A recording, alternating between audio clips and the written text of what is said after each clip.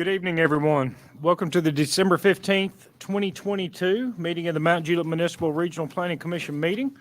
Wonderful to end our year with such a strong outpouring of citizens here tonight. Look forward to hearing from everyone as we move forward.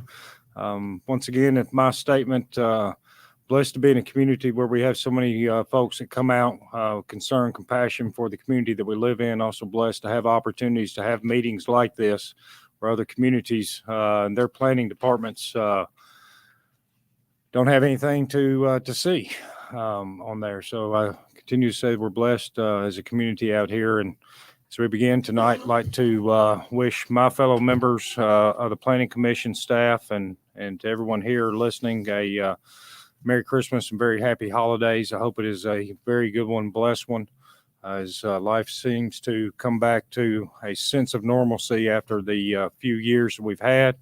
I wish everyone health and happiness and all that you do in life, and nothing but success. So with that being said, we will move forward with our meeting tonight. I do want to talk about, we are down a few members at tonight's meeting, as can be seen up here. So I want to discuss a quorum. So the presence of 5 members of the commission shall constitute a quorum for the transaction of business. The chairperson, at his or her discretion, may wait up to 30 minutes after the scheduled meeting time for a quorum to be present. We do have a quorum tonight. In the event that a member is required to leave a meeting prior to adjournment, and the departure causes a loss of quorum, no further official action may be taken until a quorum is restored other than an adjournment. A majority vote of those commissioners present, and in no case less than 4 affirmative votes, shall be required to decide any item of business requiring action by the commission. So no case less than 4 affirmative votes, just to make sure that we have that out there. With that being said, our first item up tonight is to set our agenda. At this point, I am only aware of one change to our agenda tonight. Item 6.6, which is to review the site plan for the Waterford Park Amenity Center located off Millbury Road, was deferred per the request of the applicant. That will defer for 1 month and be heard at the January meeting, should anyone be concerned about item 6.6, which is the site plan for the Waterford Park Amenity Center. That was deferred into the January meeting.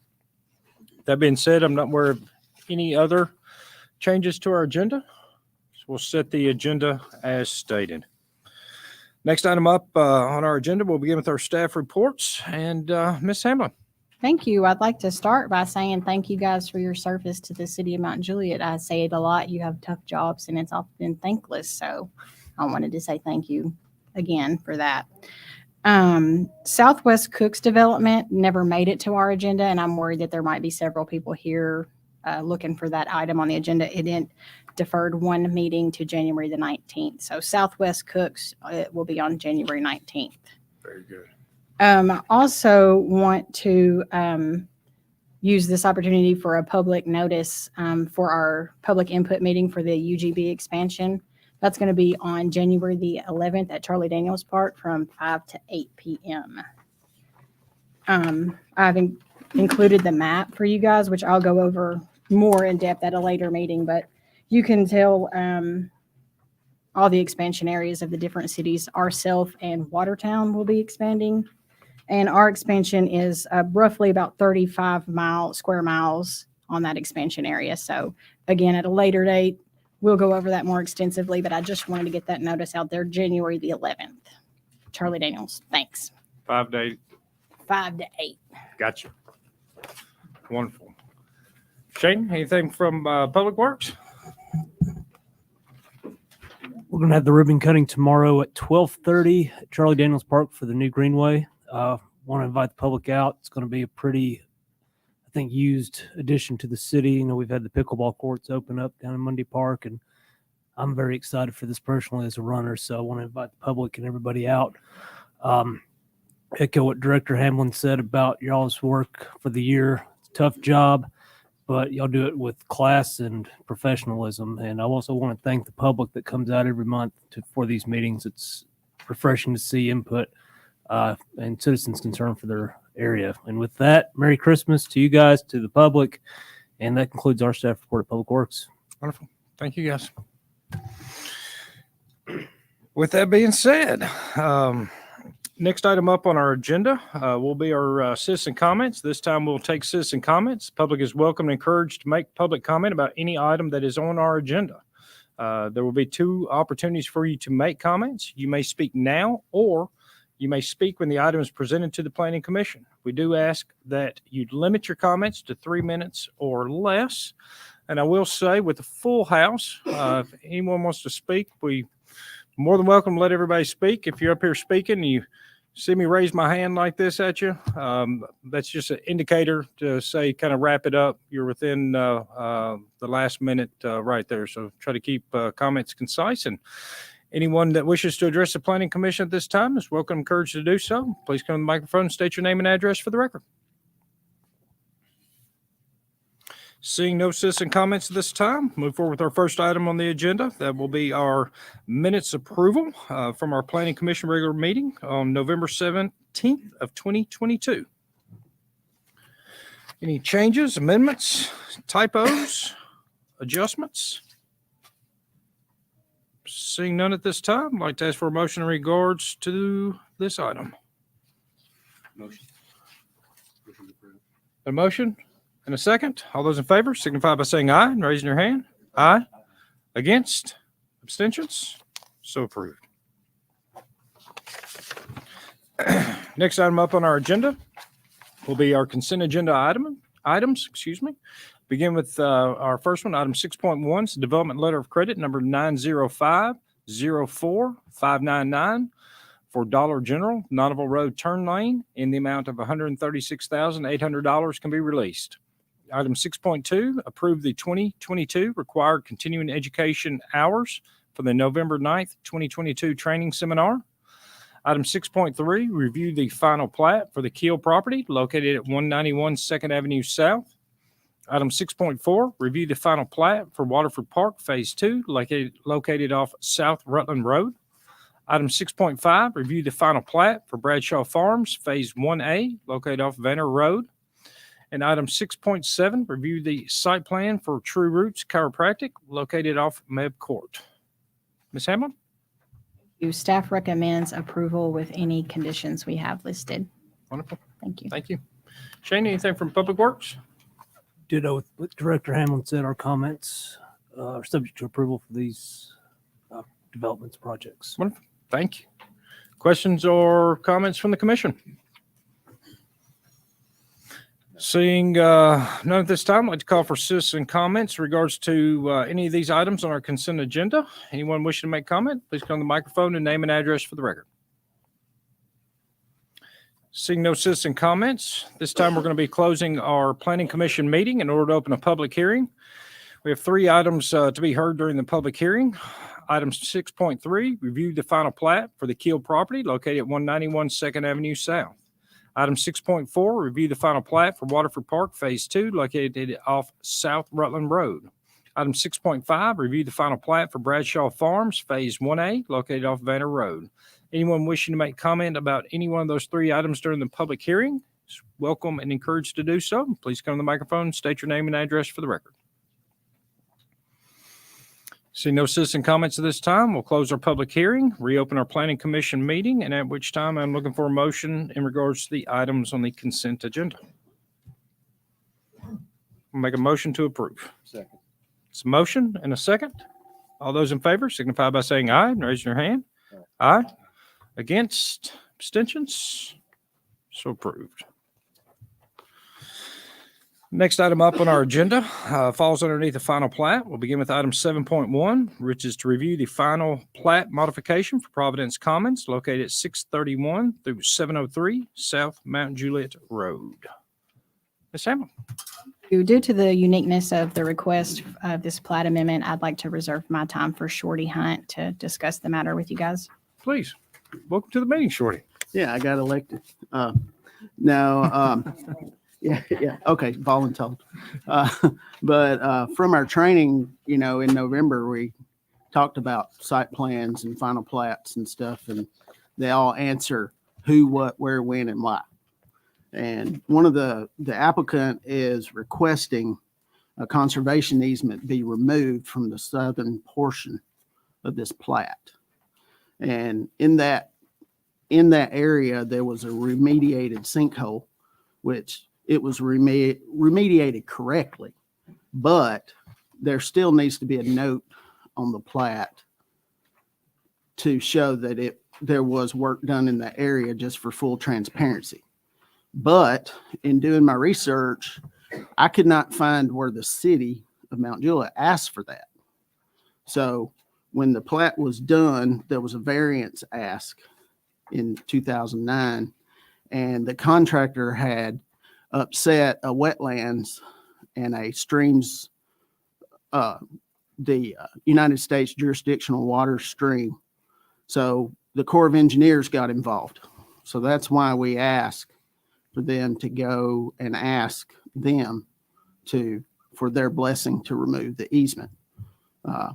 If they say so, I'm okay with doing it. But in that variance, number 2, number 3, it says show a 20-foot permanent drainage easement. And I'm assuming that would take the place of that. But we couldn't find any information that we could bring to you and say that we wanted this.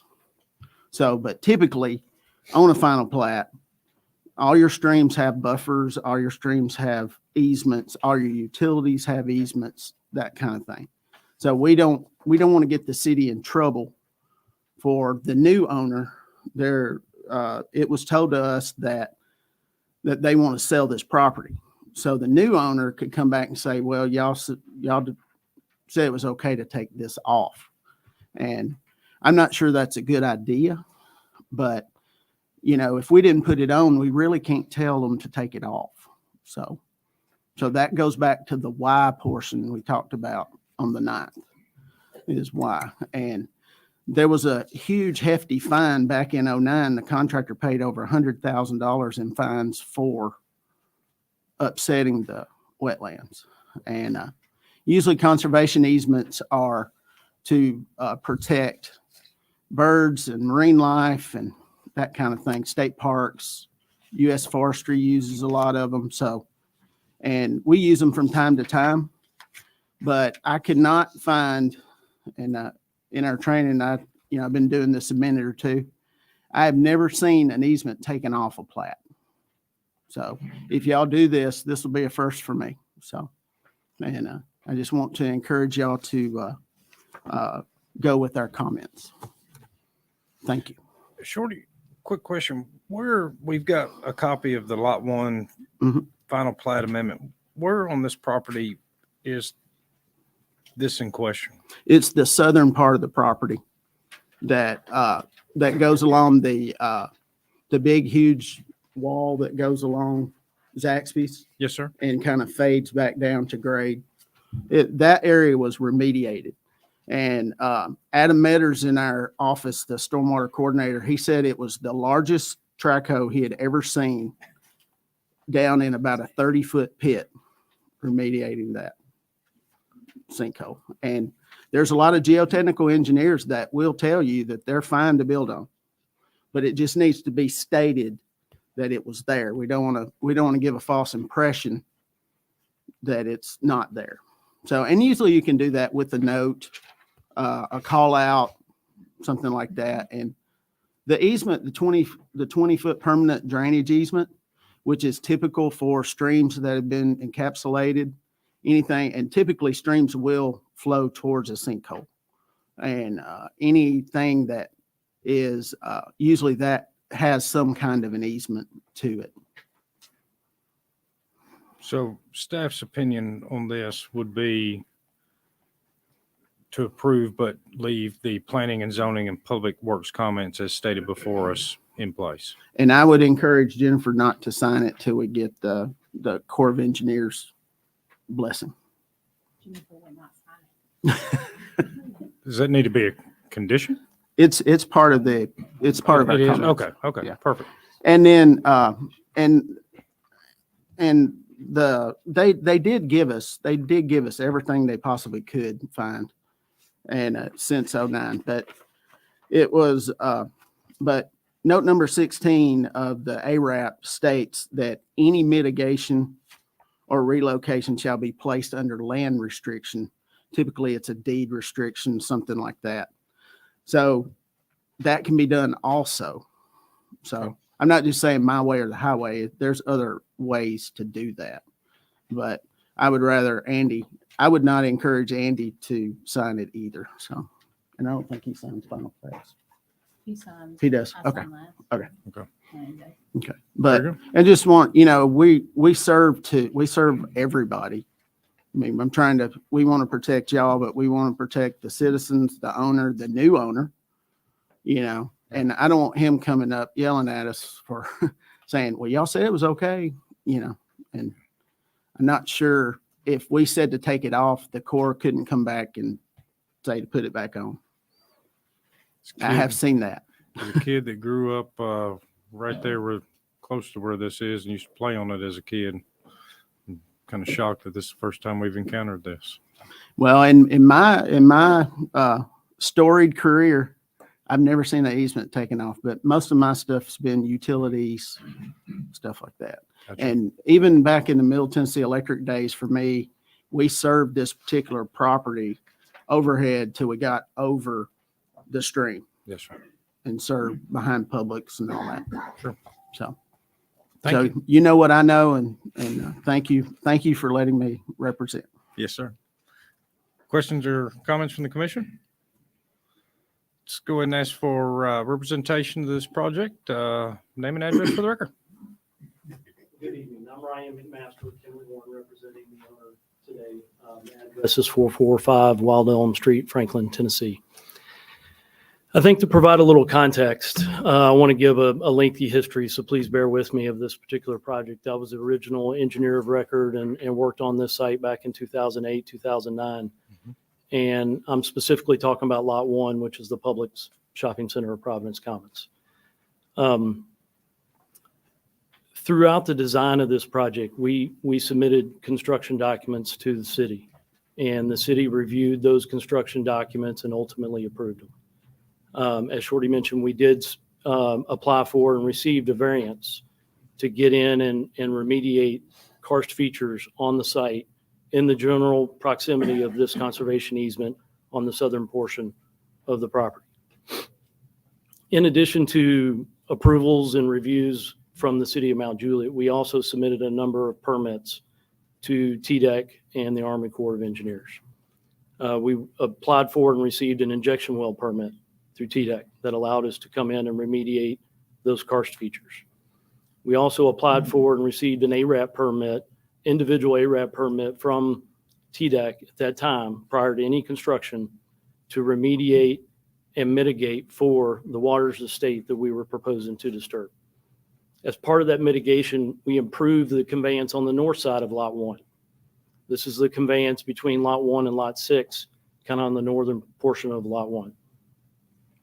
As part of that mitigation, we had to remediate and improve the stream banks, do some live staking, plant some trees, and then ultimately put that conservation easement on the northern side of Lot 1 into that land use restrictions designation as a result of the permit. In addition to the TDEC permits, we also submitted and received approval of the 404D permit, the Army Corps of Engineers. Very similar to the mitigation requirements of TDEC, we also had requirements of the Army Corps that went hand in hand with the improvements on the northern portion of the site, as well as a fee to the mitigation bank. That was the $100,000 in fines that Shorty mentioned. So that was a mitigation fee that we had to pay prior to any construction. Once we received the proper permits from TDEC and the Army Corps of Engineers and the city of Mount Juliet's construction document approval, we received a grading permit from Mount Juliet and then proceeded with mass grading and construction of the public center, as well as mass grading what I'll call phase 2, the southern half of Lot 1 that is impacted by the conservation easement that we're talking about. Late in 2009, we submitted a subdivision plat to this commission. And the purpose of that plat and the purpose note was to revise easements, utility easements, as part of some of the design and construction we were doing, as well as removal of the conservation easement. That's stated in the purpose note of the plat in 2009. I think it was recorded in November. It's plat book 27, page 102. And then construction continued on, and the public center opened and stayed active for 9 years. In 2018, 9 years later, we came back with another site plan for lot 6 of Providence Commons, which is the Starbucks there along South Mountain Juliet Road. And as part of that site plan, we were required to provide connectivity between lot 1 and 6, which ultimately led to a bridge connection between those two lots to provide that connectivity back out to South Mountain Juliet Road. As a result of that bridge and that additional interconnectivity, we had to bring another subdivision plat to this board or to this commission in 2018 for an ingress egress easement providing that proper access across that bridge. As part of the review and preparation of that plat, the surveyor inadvertently and in error turned on the old conservation easement that had been previously removed. That went undetected. Ultimately, the plat was approved and recorded, and that conservation easement that was remediated in 2009 all of a sudden showed back up in the lot 1 plat. So we now have a buyer for this property. We're looking to clear up title, and as a result of trying to clear that title, we wanted to go back and correct the plat that was recorded in 2018 in error.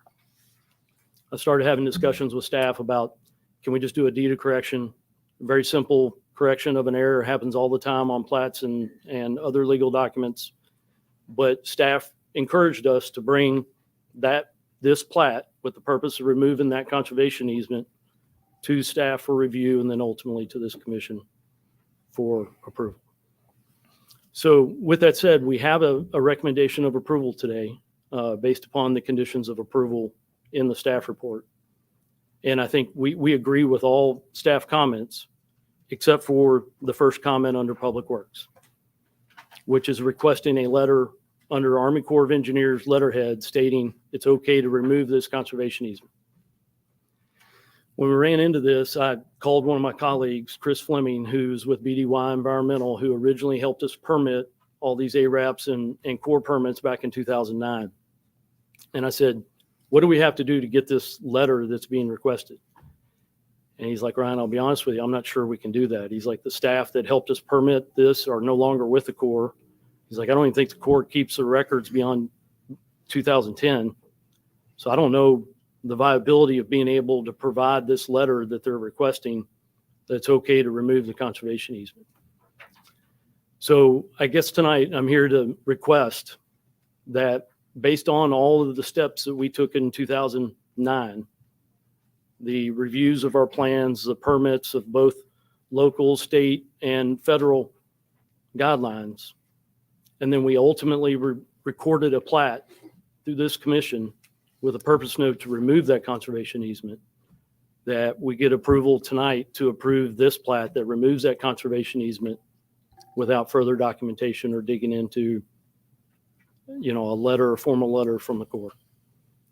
So that's a pretty lengthy history. I'm happy to answer any questions, discussion, you name it, but I'm happy to answer any questions with that. Thank you. Questions, comments from the commission? I think I'm probably being redundant here. Correct me if I'm wrong. All the work's would have been done. We're here to vote on removing a clerical error. Well, it may not be that simple. You can vote to take it off, but the Corps of Engineers can still come back and make you put it back on without their permission. They're the ones that handle the ARAP and all that stuff. We give them a grading permit. We give them, and what he stated is not wrong, but to me, it's not as simple as a simple correction.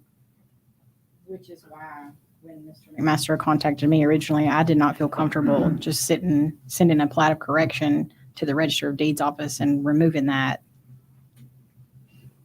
So I just feel like it's our job to be transparent. So that's why I wanted to bring it before you guys.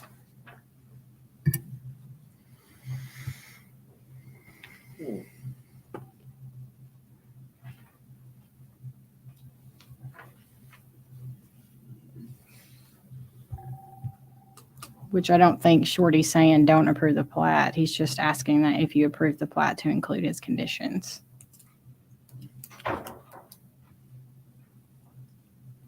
Yeah, and anything that's on that plat that's recorded today does not keep them from selling the property. Chairman, ma'am. Please. Okay. When Shorty opened, he mentioned adding a note to the plat that references that this conservation used to be in existence and it's being removed. I think we would be agreeable to add that as a condition in place of condition number 1 that states we need a letter from the Corps. And if it helps the proposed buyer of this property, there's a representative with them here today, if that helps as well. So certainly welcome that being added.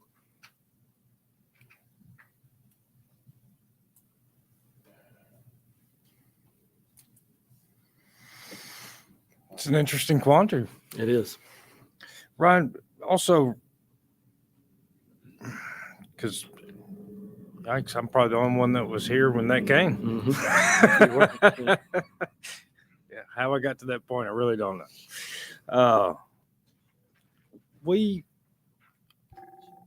We also, at some point, there was a lawsuit when your development came in as well. And that was in regards to the bridge in lot 6. Is that correct? That's about the same time?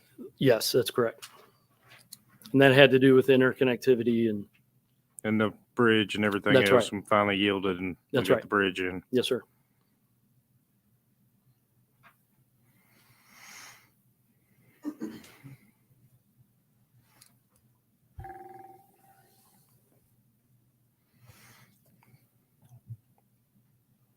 Further discussion. That's an interesting quandary. Age is a terrible thing. 'Cause as these permits age and as this mitigation ages, like you said, that some of the documentation goes away. And correct me if I'm wrong, does this place the city in a precarious position where if we approve this the way it is there liability that the city faces because of that? Well, I still feel the new owner could say, I'm gonna build on top of it and you can't stop me because y'all said to take it off. Now, Gino may have better legal jargon, but I am afraid that that's gonna happen. That is my, What would be your opinion on that, Gino, for Commissioner Rass? As long as you've got notes that are public and anyone searching a title is going to be able to review it, and we can record a separate document saying this was done on thus and so when somebody's running the title, nobody's going to be able to claim, I didn't know anything about this. So that's the biggest issue.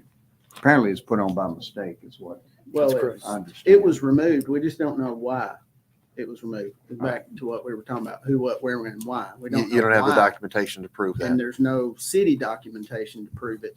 That's why we came up with the Corps issue. Okay. They're the ones that do the wetland permits and the ARAPs. And all Right, right. that anyway. Yeah. Really? I know you're familiar. Ryan, please. I think regarding documentation, obviously there were a lot of permits specifically related to environmental mitigation for both the Corps and TDEC. That implies that this remediation is now approved per this permit and the mitigation you're doing on the north side of this lot and the $100,000 that you put into the mitigation bank. You know, we took all the proper steps to mitigate the areas within this conservation easement. Then work completed, those areas were remediated. We submitted a plat to this commission at that time that was approved and ultimately recorded that had a purpose note to remove this conservation easement.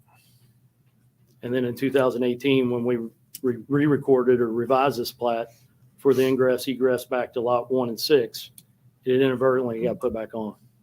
And we're just simply trying to correct that error that took place in 2018.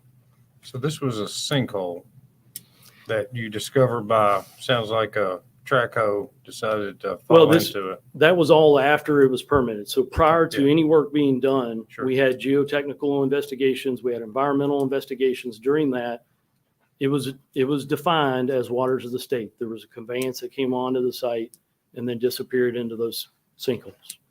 And we went through the proper permitting process to remediate and remove those waters of the state and remediate those sinkholes, mitigate properly, both by enhanced construction of the conveyance on the north side as well as paying to the mitigation bank.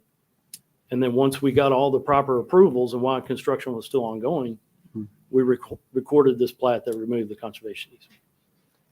Without removal of the conservation easement, there is a huge encumbrance to that southern half of the site, and it essentially is undeveloped, even though it's already been remediated and it's a gravel path. Did you have to backfill this sinkhole and then mitigate, and then you have engineer letters saying that now it's stable, it's qualified to build on? I was on site when all that was happening, and the geotech was there, and geotech was overseeing it. I'm sure there was documentation, but in 2009, we can't find that documentation from the geotech. We have the approval from TDEC and the city to be able to do that, but we just don't carry that documentation that long. We've been provided with a letter from a qualified engineer to say that the ground is stable, that's been mitigated. We did get an email from the environmental folks that were on site, and I was able to confirm that. But the gentleman that sent the email was not the project manager on the site, so he was not willing to give total. Full endorsement. Yeah. Yeah. Isn't that correct? Yeah. Yeah. Please, Scott. No, I mean, I will say that this has been a very interesting Yeah. situation, and it's I wish the environmental consultant would have kept the paperwork. Please. Shorty, you made a comment about if this is approved, excluding item 1, that the Army Corps of Engineer will come back and, I'm just saying they can. Just because you remove it, don't mean it's gone. If they're the ones that required it, they can come before this board and ask you to put it back on. Now, whether they will or not, I don't know. As far as, Please. As far as viability of the land, viability and liability on the city's part, if we add that note that Gina suggested, showing that we have full disclosure, we know it's there, any property owner coming in will know what was done and in this open forum, I would think the city would be protected at that point. I agree with them. I'll have to defer to our city attorney, but I'd have to agree with him as long as we got full disclosure. I've seen plenty of these that were property owners just weren't notified, had no idea what was going on, and they find a sinkhole underneath their house, and not good. I agree with that also. Okay.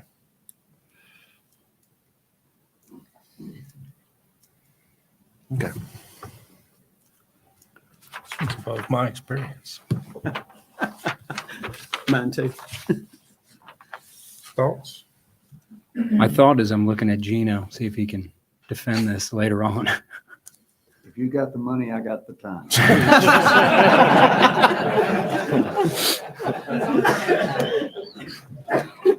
We just say transparency is abound.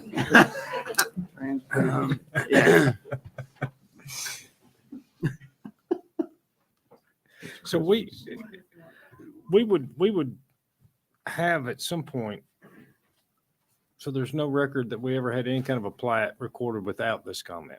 There is There is a plat. in 09, but we have no city documentation that we agreed, or why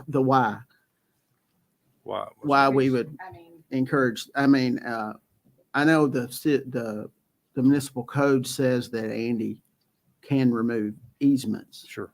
but it doesn't say reasons why. I will say that I think, was that Marlon Kill here then? Mhm.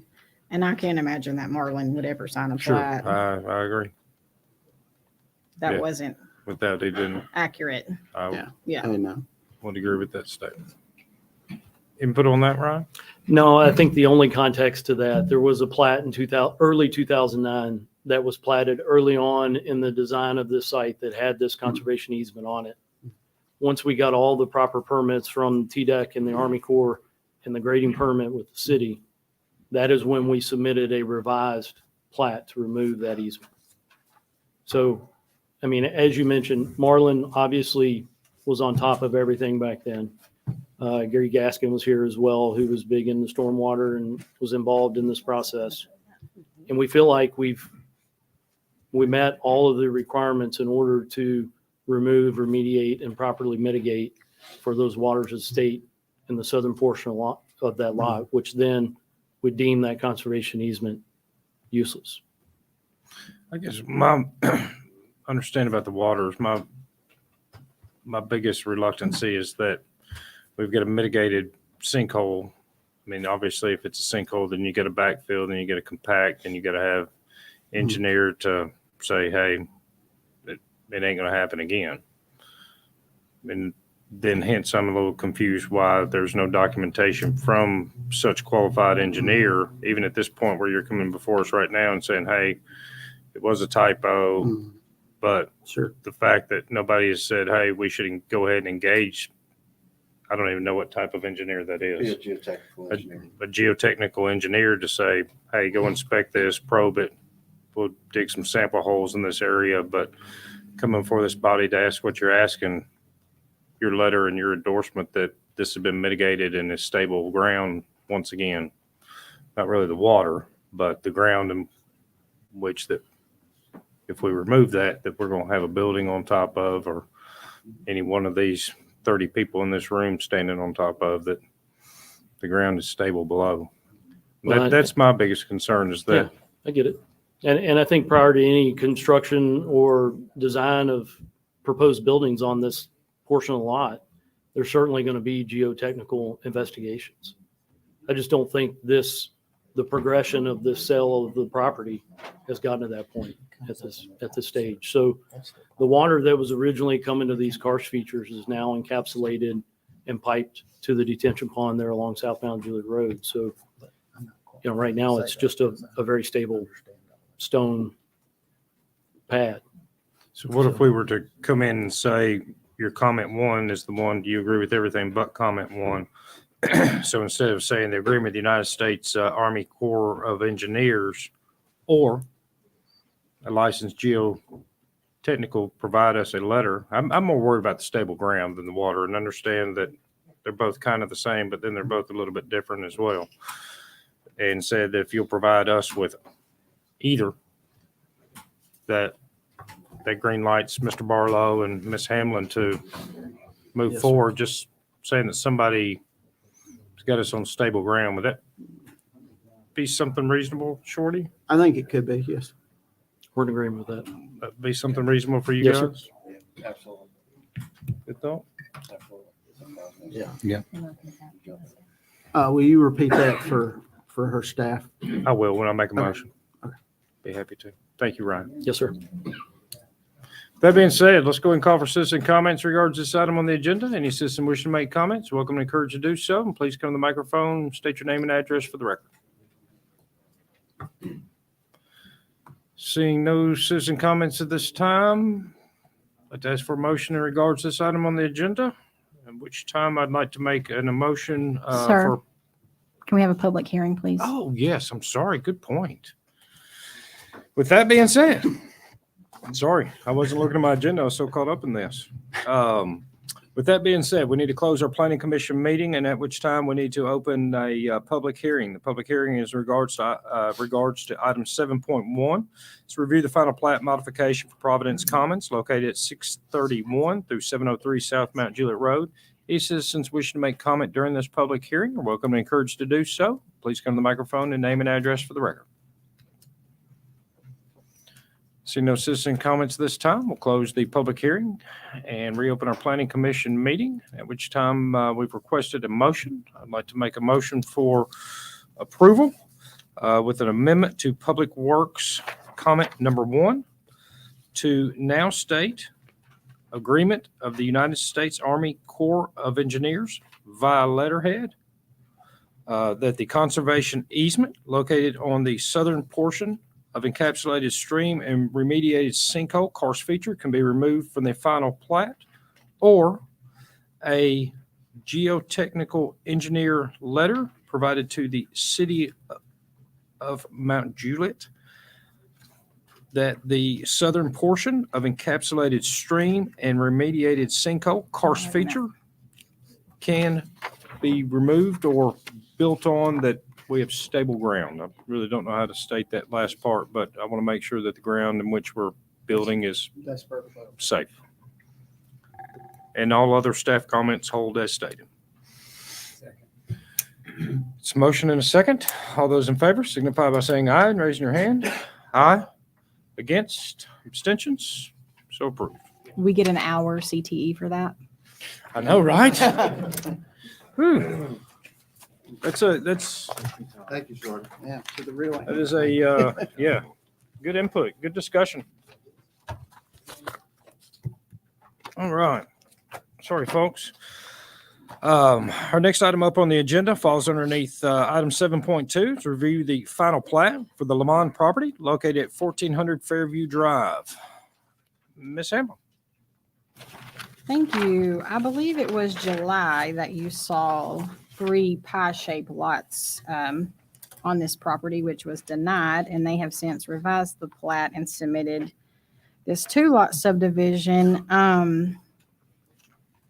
which makes me feel a little uncomfortable to do at staff level, and is exactly why you guys are seeing it today. Typically, staff would approve a 2-lot subdivision and not bring it to you guys.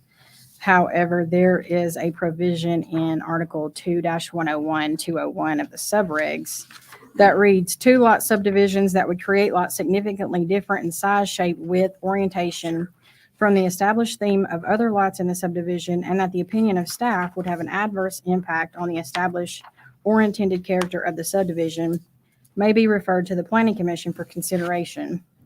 And while I do offer a positive recommendation for this plat, I want to express again the concerns I have on the existing subdivision on Fairview Drive. Big lots, really deep setbacks.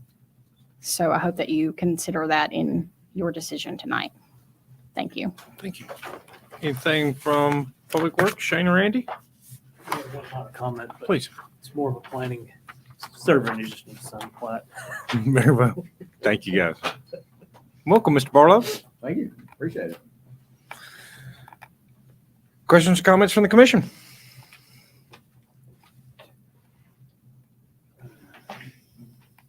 Please. Commissioner Cunningham? Okay. Yeah. So Jennifer, I appreciate your comments so far. Let's leading us to this. And just as a point of a reminder for us as a body, where we're at here is staff has recommended approval based on it meeting the minimum regulations for this street. For example, 40,000 square foot minimum is the zoning, and a 50-foot setback is the minimum in the road frontage. It meets the minimums. So I understand that part of it, but it's been deferred to us to vote on of whether or not we as a body feel that it's appropriate for the street. A little background on this is this street there were 14 homes on this street. I have to say were prior to March of 2020. When a tornado hit and demolished the majority of the homes on this street. So there was a set of restrictive covenants put in place in 1972, July of 1972. And it was called the Harvey Thomas Properties. It was the subdivision. Back then, they typed them on a typewriter and recorded them. And at that point, those restrictions had an expiration date of 50 years. The residents of that street never extended those. The intent of, I know a lot of the residents on that street was to extend those prior to expiration in July of 2022, which is key to know that date. So the extension never happened. Those restrictions would not allow you to build more than one home on the properties to preserve the street's beauty, integrity, and consistency with the street, which is 5-acre lots, and some are larger than that. So because those restrictions were not lifted, the 9 of the 14 homes were 100% demolished during the tornado. The rest were damaged. That put people in a position where not everybody could mentally or physically rebuild. So several people sold their lots. And there's a landowner here who has acquired a lot and looked at the restrictions and noted they expire. So held the lot till they expired in 2022. It is now coming in with this opportunity to subdivide and put a home that is 50 feet in front of any of the homes on that street. So it's very inconsistent with the streetscape in that, we'll call it subdivision because it's a Harvey Thomas property subdivision. It's a section of Fairview Drive. So that's a backdrop on that. So anyhow, I'll stop there. I've got more to say, but I'll let anybody else, if they have any comments. Do you have anything, Commissioner Hefner? Yeah, Ms. Hamlin, thank you for pointing that out on the sub-regulations. And for me, this certainly does have an adverse effect on the community, on Clearview, specifically Fairview Knoll. The smallest lot on Fairview is 3.5 acres in size. All homes, as Commissioner Cunningham pointed out, sit 100 feet off the street. The layout of this design does create a stacking effect, putting the house 50 feet from Fairview Drive. And for me, that absolutely the multi-million-dollar houses that are going in Fairview, sitting on 3.5 to 5 acre lots, this will absolutely have an adverse effect on the value of those homes. And I cannot support this for that reason. Very well. Further questions, comments from the commission? I'll add to what I was saying.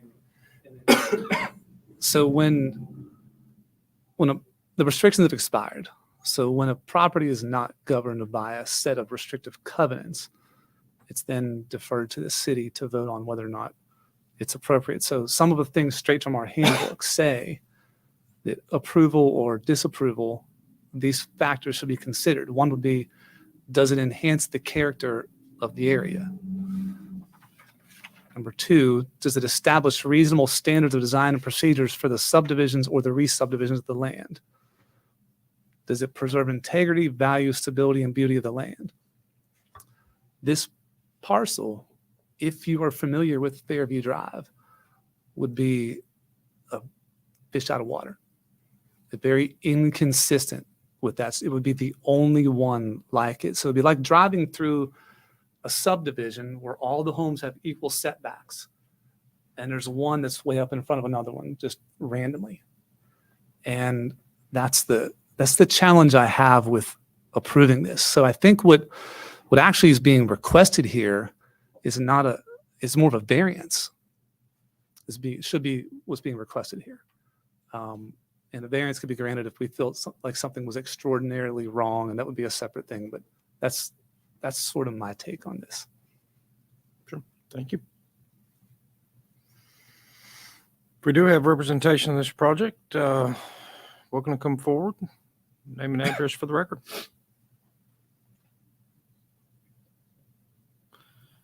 Seeing none at this time, we'll go ahead and call for citizen comments in regards to this item on the agenda. Any citizens wishing to make comment are welcome and encouraged to do so. Please come to the microphone and state your name and address for the record.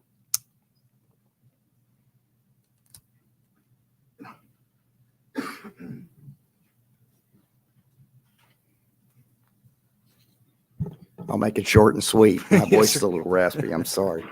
Yeah, my name is Neil Zapkar. We're at 1407 Fairview Drive, right up the street. towards the top of the hill. We have the parcel property. It's 7.5 acres. We got pretty lucky on it.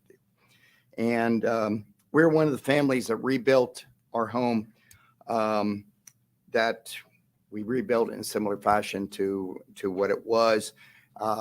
Turns out it was the dream home that we never intended to build, but we're very happy up there now and really look to live the rest of our life there. The newer builds on Fairfield Drive, and I don't think anybody can really dispute this, consider the property value and the houses are approaching the $2 million mark. I mean, there are some very fine houses up there, and we'd like to keep it that way. We don't need stacking buildings on these beautiful 5-acre parcels. We also don't need flag lots, or in this case, what I consider a reverse flag lot. It just doesn't fit. The 50-foot setback would not be aesthetically pleasing. The intent of the original covenants was to stop anyone from splitting up our lots, and we just really like it that way. And it's a beautiful area, one of the most beautiful streets in Mount Juliet. We just like to keep it that way. We purchased this property about 30 years ago. We've suffered enough emotional stress with the tornado taking out most of the homes on our street. It took us about 1.5 years to build back our house. We have been in our new house for a little longer than a year. And now people are coming into our neighborhood and chopping up these properties. And we're asking the Planning Commission to ensure that this does not happen. Thank you. Thank you.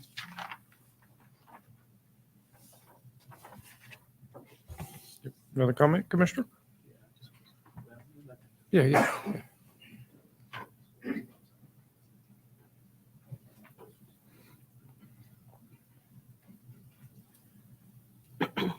Good evening. My name is Pamela Smith. I live at 1418 Barrett Drive in Mount Juliet. And I have to agree that driving down Fairview, you see the homes, the beautiful homes, and I just cannot see a house that is set back 50 feet as opposed to 100 feet. And I don't think that the people that want to build their home are bad people in any way, but I think that perhaps the planning when they purchased the property could have been done a little better. No, they used the foundation of the old home, but maybe that wasn't the wisest decision. They could have had 2 properties set back at least 100 feet, would have made it more consistent with the neighborhood. And I think that's what we're trying to achieve here, consistency with a beautiful neighborhood. And I listened to the attorney's argument that the restrictions that were in place to prevent building a structure on the land as described in the plans had expired or has existed prior to the new plans had expired, and that if the homeowners had chose not to extend them, then it must not have been a problem. Well, I think this is really a fallacious kind of reasoning, because the people that lived there were happy with their homes. They have beautiful homes, and they didn't see a need because, well, who would want to disturb that? Except on March 3rd, 2020, an EF4 tornado changed their minds. And now you have 9 structures that are completely demolished, and the trauma of coming back in left many of the homeowners deciding not to sell their property, right? And so you have people building properties that were inconsistent with the original homes. Anyway, so the owners had 2 years in which they could have extended that the original extensions, and they would have done so at some point in time. But the argument that they they were happy and they didn't see any need to was because they were happy and they didn't see any need to because their homes were the way they wanted them. Anyway, also, the bylaws of Mount Juliet give the Planning Commission the purview to determine the plans under consideration and whether or not they enhance the character of their jurisdictional area. And I trust that as commissioners, you'll see that in this case, the character of the street would definitely be blemished. And that will be the end of my comments. Thank you. Thank you.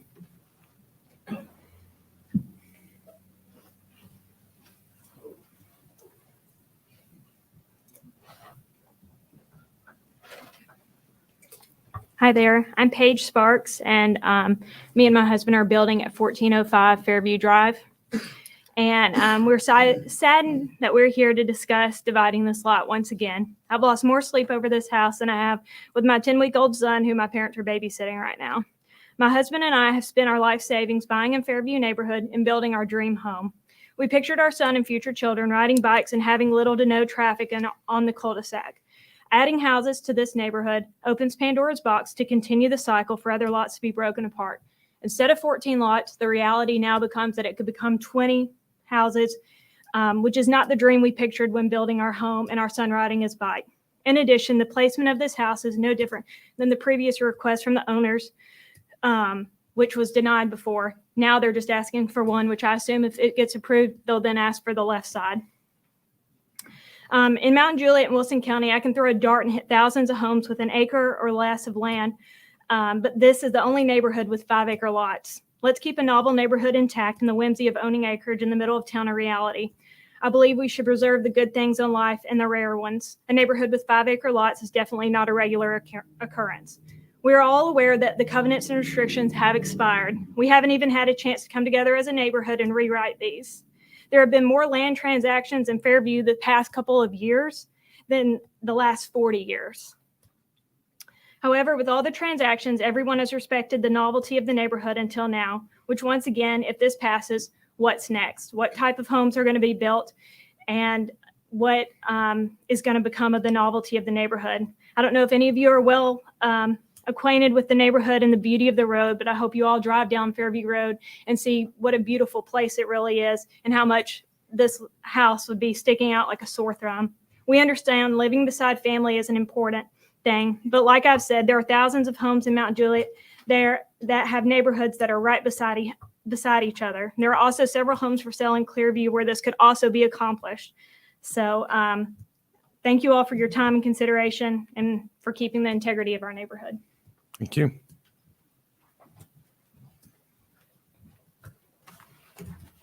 Hello, I'm Carrie Ann Miss Moore. I live at 1410 Barrett Drive.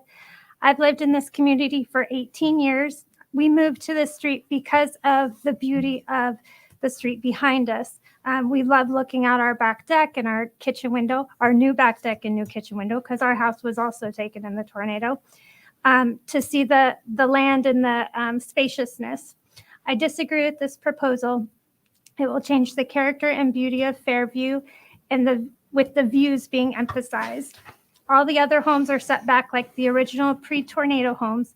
I think closer to 100, I think you all mentioned also earlier. I feel like the home that was built after the tornado should have been built in another location on the land if they had been planning to subdivide it. If they move this proposed house back, it would almost be sitting on top of the house, which cannot be done. I just oppose this and hope that you will decline it. Thank you. Thank you.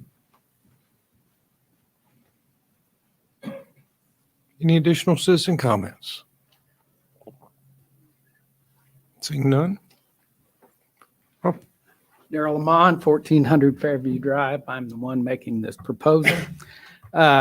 When we're talking about a neighborhood and how this impacts a neighborhood, I think you need to understand that my house is touched on its 4 sides by 10 different properties. 8 of those properties are 1 acre or less. So 80% of the land that is touching the property that I own is on 1 acre or less. The proposal that I'm making, I'm proposing that we divide the land with a 1 acre tract for a house.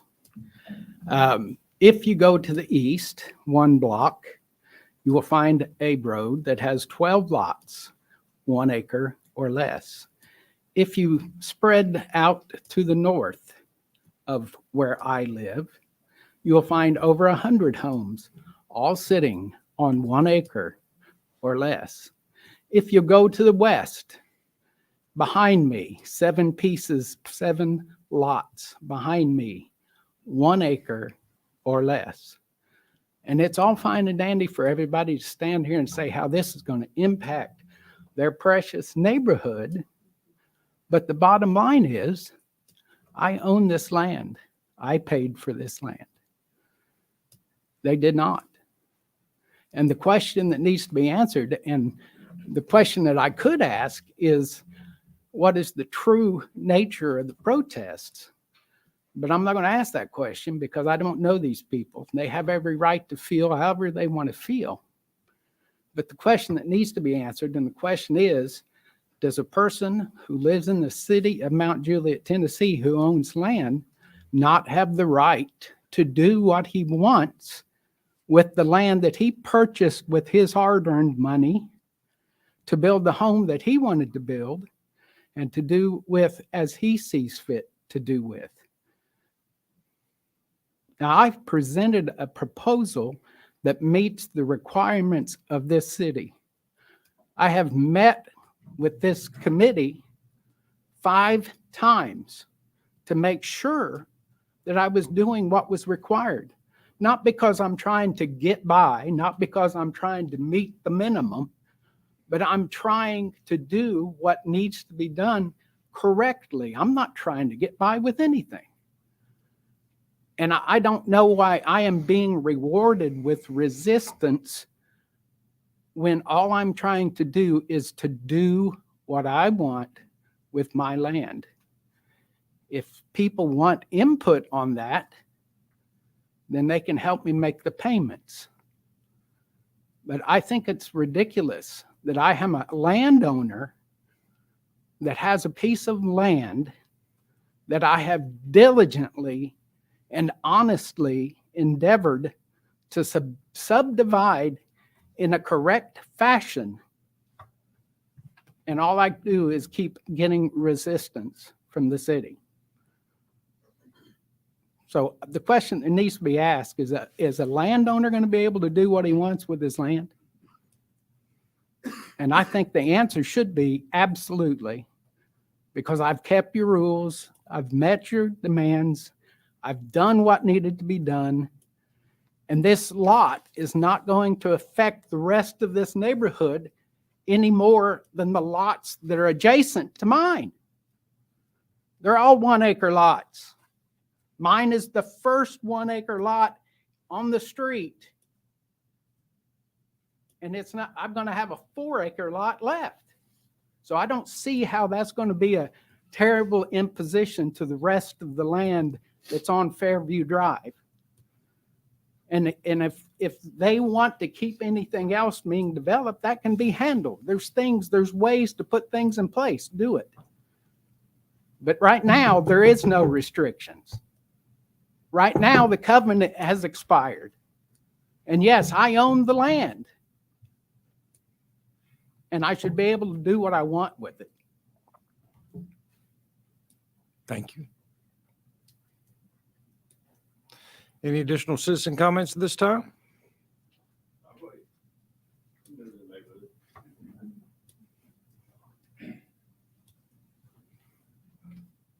Yes, Taylor Sparks, 1405 Fairview Drive. First thing is addressing.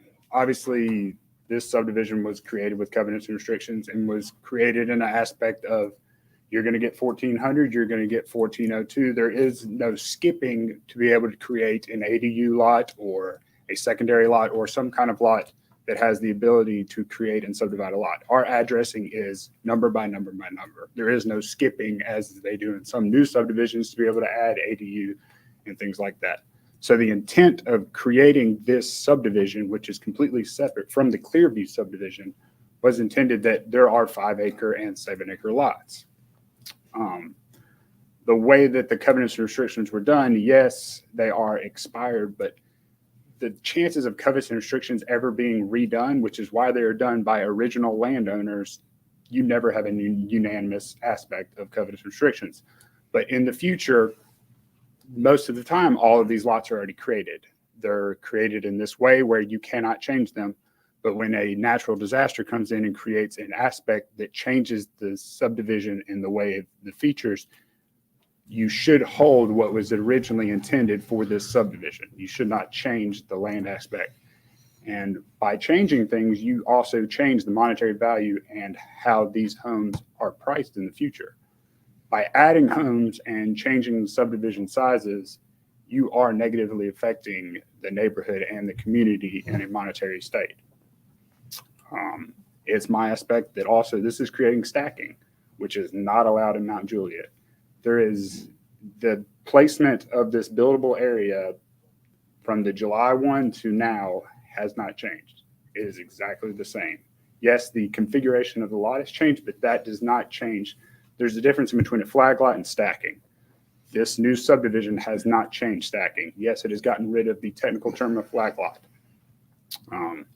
I think that the Planning Commission should disapprove this, and I would strongly agree for them to disapprove and stay anywhere away from changing the subdivision. Thank you.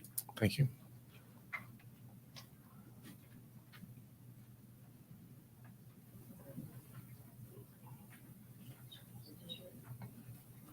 Yeah, I'm Ray Adcock, 1402. I own the property next to this gentleman. My question here, has he met all the requirements? Has he done what he's supposed to do? This is his property.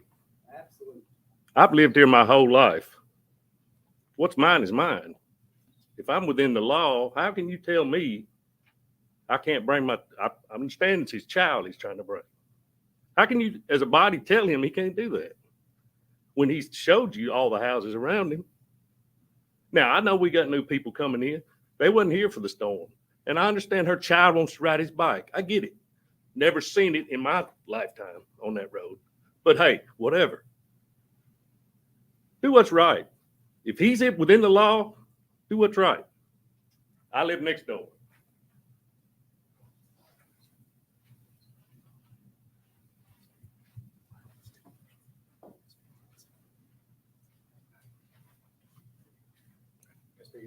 Please. Chris Bagwell, excuse me, Chris Bagwell, 1415 Fairview. I actually also built a home, one of the ones we've talked about. How lucky was I to be able to purchase there, live there, build my dream home as well as the Sparks for my family and I. And so I'm going to come at this from two different standpoints, two different viewpoints. One as the homeowner. I think Mr. Hefner, you said it best. I mean, it really comes down to as simple as that. Does it or will it have an adverse effect on the neighborhood and the existing properties? And the answer is absolutely yes. I mean, everybody that showed up here has said so. And I think anybody else would say so as well. So yes, has adverse effect. So from an owner that lives on this property, yes. I built a beautiful home that I love. Well, I think it's beautiful. I love it. I love the neighborhood. Love everything that everybody else said. I'm going to also come at this. I also happen to be a real estate developer and builder. And I would never suggest a stacking scenario in an area that's not typically known or doesn't allow stacking. I wouldn't try to add rooftops and concrete to an area that already has a water issue as well. I wouldn't be able to get away with this in any other municipality in stacking lots. And I just want to add that. I think everything else that was said, I agree with. Everything in opposition, I agree with. But I also wanted to add that the additional rooftop and concrete right in that area where there's already a pretty decent water runoff issue as it is should be taken into consideration as well. Thank you. Thank you.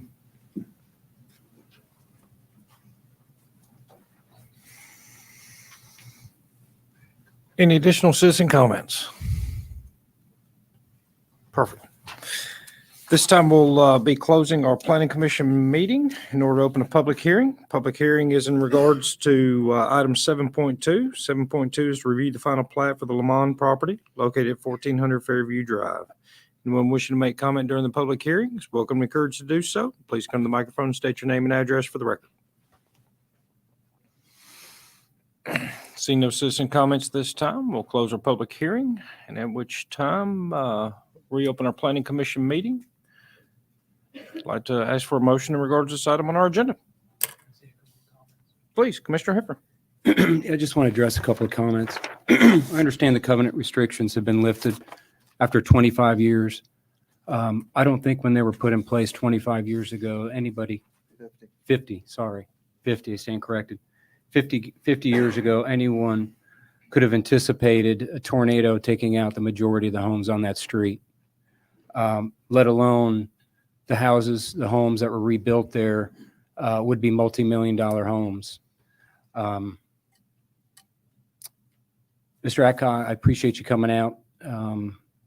I don't believe you live right next door to the applicant. You don't, you mentioned you live there, so. Okay, you said you live next door to him. I understand that, it is. I'm aware of that. For that, I stand behind my comments. Very simply put, the stacking as a result of the lot layout, it will have an adverse effect on the subdivision. I define the subdivision as Fairview Drive, not Clearview, which is a separate subdivision. With that, I move to deny based on the adverse impact this lot, the design of this lot will have on the homes on Fairview Drive. It's my motion. It's a motion. I'll second. It's a motion and a second. All those in favor signify by saying aye and raising your hand. Aye. Aye. Against? Abstentions? Is denied. Next item up on our agenda falls underneath the recommendation item back to the Board of Commissioners. It is item 8.1. It is to review the land use plan amendment for Golden Bear Place located at 4403 and 4515 Beckwith Road. Ms. Hamlin. You. As stated in my staff report, this is not in keeping with the future land use plan identified as interstate commercial for this area. Therefore, staff, should I wait a moment?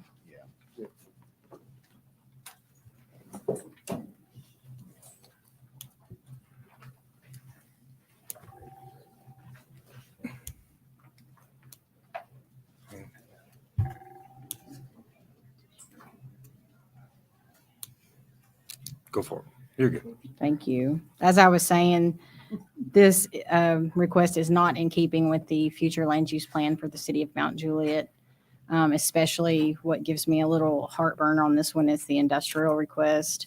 If it's approved, they have put measures in to remove some of those industrial uses for the PMDP. However, staff does not recommend approval of the land use plan amendment. Thank you. Mr. Barlow, at this point with the only being land use plan, do you have any comments? No, sir. No comments on the land use plan. Wonderful. Questions or comments from the commission?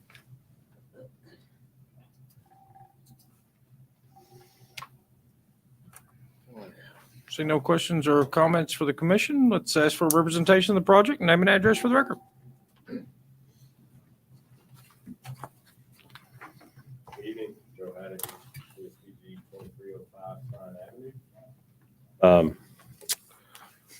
As always, appreciate staff working with us on this project. This one's been a long time getting here. Lots of iterations back and forth. One of the things I'll appreciate, especially in the planning department, is she's very consistent on the land use requests, not supporting them.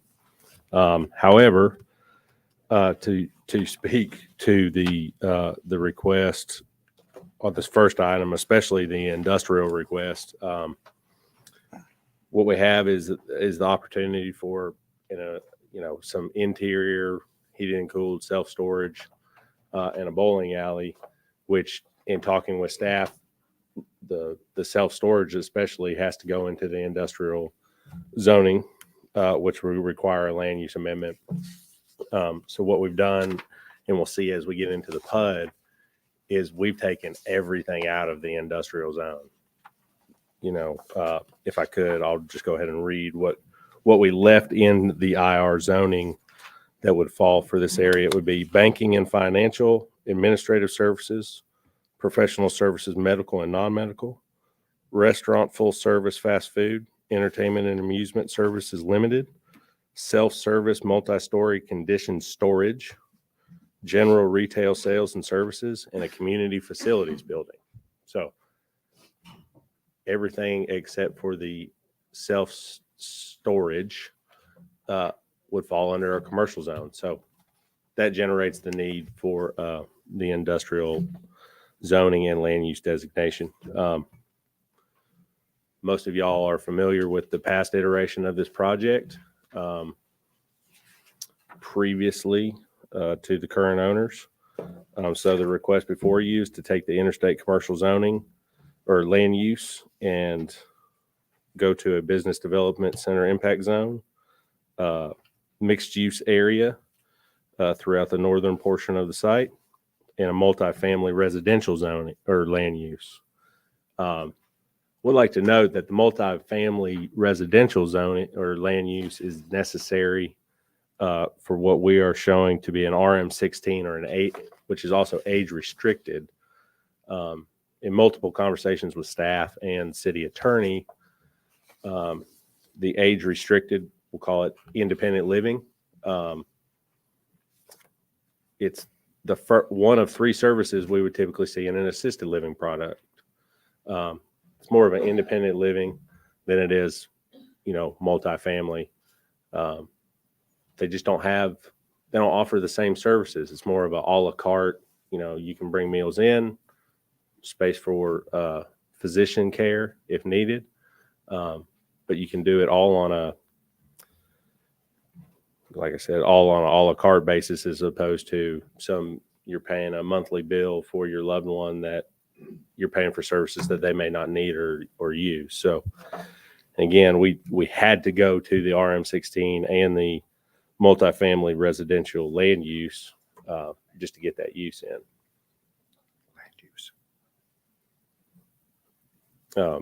Now, I can keep going. I know in the past we would make at your request, y'all have moved the land use on contingent on the zoning being approved by council and BOC. So we can keep going through the rest of the PMDP because I feel like a lot of what we have presented speaks to the specific land use requests we have, and just to give you all the whole picture at once.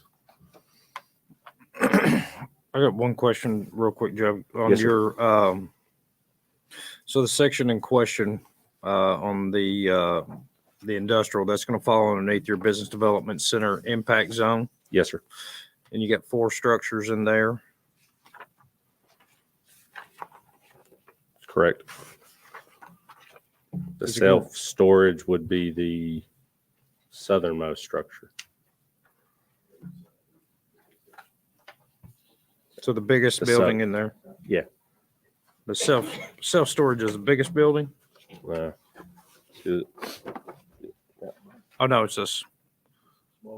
It's the smaller building. Okay. And then importantly, out in front of that building in the corner, going down to the right in, right out at the old Beckwith would be the community facilities building. Okay.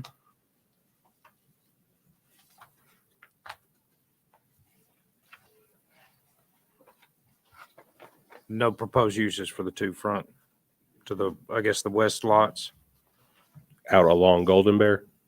Well, within the IR PUD section. Yeah. So out front. So right here along Old Beckwith. Yes, sir. That would be the community facilities building. Okay. So we're thinking fire hall has been the discussion with city staff. originally, you'll see in the staff report, originally it was in the back of the site in area F. So that's been moved to the front of the site after some discussion with the fire chief about just the distance getting from the back to the front. So ease of access to Golden Bear at that point. And then, so the larger the building would be our, we're thinking bowling alley at this time, but some time of entertainment venue. And then next to that would be amphitheater with some seating that could be used for outdoor events, occasionally associated with the entertainment in that area. Perfect. Questions or comments from the commission? Jason, Commissioner Hefner, please. Although I do appreciate your efforts, I think my comments from before was a fairly well thought out design. I'm not seeing much of a change on this plan. I can't support the high density. On the docket tonight, we have 811 apartment complex units. I met with Littrell School Board Superintendent. He's got concerns over the land that's been designated for a middle school and an elementary school next to the high school. It's landlocked. There is no line of sight as to when that is going to be freed up and available for building those two schools. Although we are reading the amendment, the land use amendment on this, staff does not support it, and I agree with them on this. So it's kind of hard to talk about a land use amendment and not look at the project at the same time. So this is in my district. We have a hospital that's getting built across the interstate. I feel that there's going to be some medical offices that's going to be needed in that corridor. I firmly believe and agree with Boyled and Associates based on their study that Mount Juliet is the new norm for corporate relocation because of the corporate offices are moving out of the metropolitan cities and out into the suburbs. I think this is a prime area for corporate relocation. And in fact, we'd like to see more Class A office, such as Legacy Point across the street. I think that's a good project and development to point to. So although I do appreciate your efforts here, taking some land and throwing some apartment complexes on it and sprinkling in some commercial property is not what I envisioned for that area. That's my comments. Further questions, comments? I'll add something on that. Please. Two comments, actually. I agree with you, Commissioner Hefner, on almost all of your points. The facing, housing for two elderly, mother and mother-in-law. There's little opportunity for this type of product for them to be housed in other than really expensive extended care facilities. I like the idea. I think we've had this discussion before. I like the idea. I just don't know that it's the right location. Interstate noise, the amphitheater, I think that could probably be a problem for some seniors trying to independently live in these apartments too. That's just all the comments I've got. I think it's the right idea. And I just don't know that it's the right location. Thank you. Any additional questions, comments from the commission? Commissioner Cunningham, please. I will say if we are going to have high density coming to Mount Juliet, and I think it's inevitable to be more coming at some point, there's a lot on the agenda. I do like it close to the interstate because it keeps the traffic down throughout the city of Mount Juliet. So it's easy on, easy off. And that limits, because when we talk about high density, we think about the traffic impact it's going to have. So I do like that aspect of it. I do want to point that out. And I do appreciate the comments about the schools. We are also looking at age restricted, so the impact on the schools would be minimal there too and should be considered also. But I just want to point those two things out as far as Commissioner Rass with the proximity to interstate for the noise of 55 and over. I think if designed appropriately, you could buffer that to where maybe the balconies face the opposite direction. That's a design thing, and that's more of a put that ball in their court a little bit. Let them do it the right way, and if they don't, shame on them. They won't get the rents they're supposed to get, and they're going to suffer because of it, kind of thing. So, I'm not saying I support or don't support. I just wanted to point those comments out because I think it's relevant. Great. Yeah. Fantastic point about density near the interchange of housing. I think density of housing near the interchange, as a general rule, is the best way to go. And then as you get away from the interchange, let's go less dense. I think there's probably a few topics on that tonight that we could talk about later. If you're up near the lake, I think you need to be thinking less dense. If you're at the interstate, more dense, of course. But I think there's a right way and a wrong way to do density, and mixing those uses together in a good, appropriate plan, I think is the right way to do it. Finish Station North to me is a good example of a great way to do it. And again, that's at a transit stop. And so again, you have it at a commuter location, an interstate or a transit stop. And so to those points, I think are great. And to that, here we have an existing interchange. We have another one coming on later tonight that is a good plan, but the interchange isn't built yet, and we don't have a guarantee of that yet. It's under design, but there's still a lot of hurdles to go on that. And so I'd love to see that plan over here, and which we'll talk about that later. I'd love to see that plan over here where we've got an existing interchange. We've got one here. We put a lot of investment as a city in this area, in this corridor, and it's built and it's there and it's the right place to do it. But I think you're right about that. But I think there's a good way to do the plan, and maybe sort of the way that we've always done it. And I like a little more innovative concepts. And just candidly speaking, if you take a look, I know we're not on the PMDP, at the site imagery for Area E, what they're calling out as the 55 and older, it's like garden style apartments. So there's no internal corridor with an elevator for their 55 and older community. If we get to the PMDP, that was going to be a comment, but I just felt like it was relevant to bring before you now. I would think of more of a vintage station like Andy specified if it was a 55 and older community. And this is the first I've heard, respectfully, Joe, of getting a la carte services for 55 and older for this project was just right then at the podium. And you look at their imagery, and that does not support what he just described at all. And those are garden style apartments. It's the last page in your PMDP. So I would like to bring that out. Please. I do want to make a couple of points. And I'm not saying this will fail. We'll see how the vote turns out. But if the land use amendment does fail, it can be brought to the BOC as an appeal. Of course, the BOC, based on new state law, is the final say on that. So it's just because it may or may, if it does not pass, it can be brought with the sponsor to the BOC. And then also, if it does fail, I think there's a 1-year restriction on coming back, with the exception of major changes to the plan.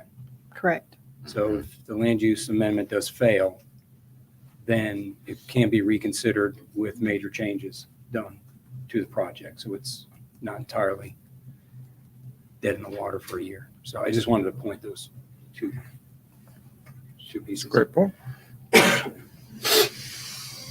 Further questions, comments?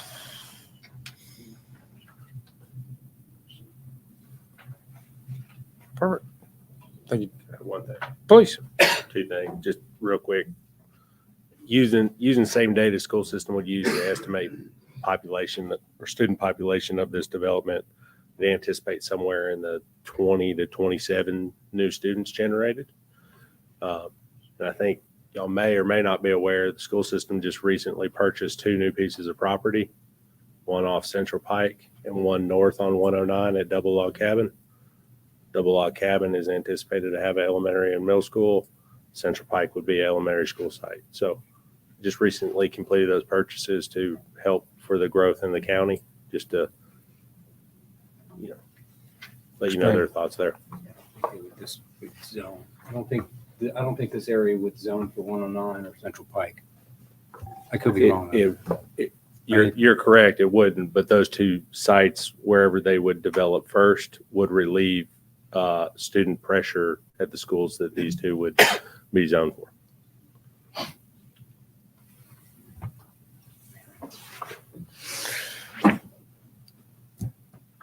Further questions, comments? It's an interesting one, I'll say as well. I do like if you're in higher density, bring it up there closer to the interstate, give it an easy way in and out. We've got several businesses that have made large financial investments in our community right there in that area. And it seems like a lot of the folks working there, transient coming in and out, gives an opportunity for them to be in our community a little bit better, as well, to get some opportunity for some retail convenience service growth over there in the area. At the same time, I see the value in the 55 plus community. I guess I'm actually approaching that now. So you reckon, remember when Dale Webb said many, many years ago, I went and spoke to them, and wasn't quite as much the case. So, but I agree. There's definitely room for improvement looking at the aesthetics of that 55 plus community over there. And I can say if I make that investment from an ownership standpoint, that I don't know that I'd be really interested in that product.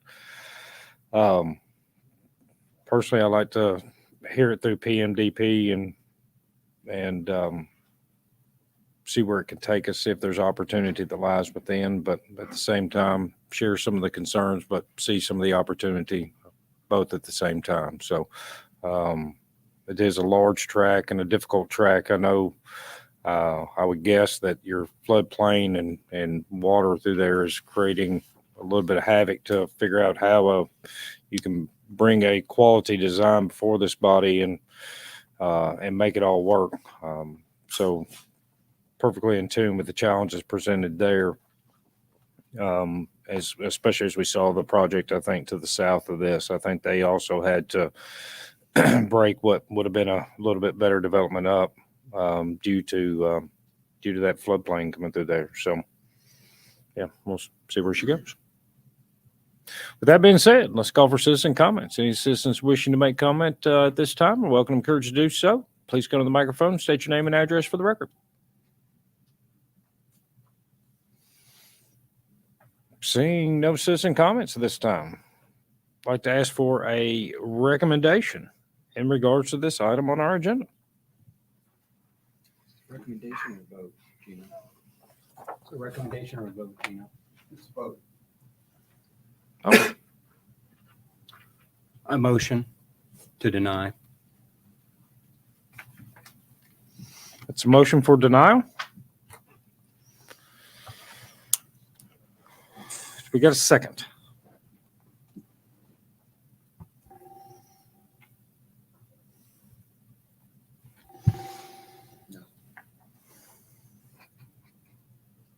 Seeing no second, we will remove the motion. Fair enough. Yep. Looking for I guess with that being said, a motion for approval. I'll make a motion for approval, subject to any staff comments and subject to any approvals on the preliminary master development plan. And should it not be approved, that it diverts back to what it is currently. That is my motion. Second that. Got a motion and a second. All those in favor signify by saying aye and raising your hand. Aye. Against? Abstentions? It is a motion for approval. So that's not a recommendation item. On my agenda, it's flagged as a recommendation item to the BOC. Okay. Typo. It's a recommendation. If it's a negative, it isn't a recommendation. Someone has to bring it back before the BOC. Ah. Okay. So going forward, treat the land use plan amendments as such. So it can be an either or situation. 10-4. Got it. I think this is our first one that we've seen. No, we've seen one more for the change, but I don't think that it. Okay. Okay. All right. With that being said, our next item up on the agenda is a recommendation item. In this case, it's item 9.1 is review the major PUD amendment for Golden Bear Place, located at 4403 and 4515 Beckwith Road. Ms. Hamlin. Thank you. Yep.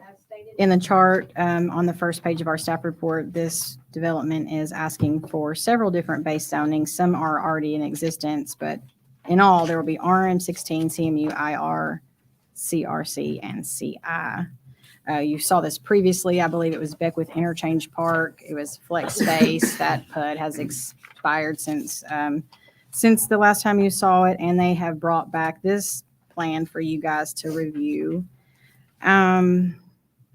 I have so many comments about, there's a lot. And I know we've been here a long time already.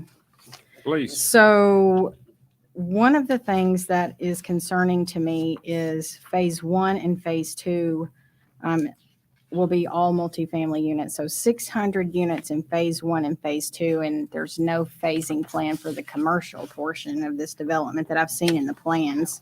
So we'd like to have better definition of that at this meeting, if we can get that tonight from the applicant. Notes on the plan state that they're willing to comply with parking. Landscaping will be reviewed at the final master development plan.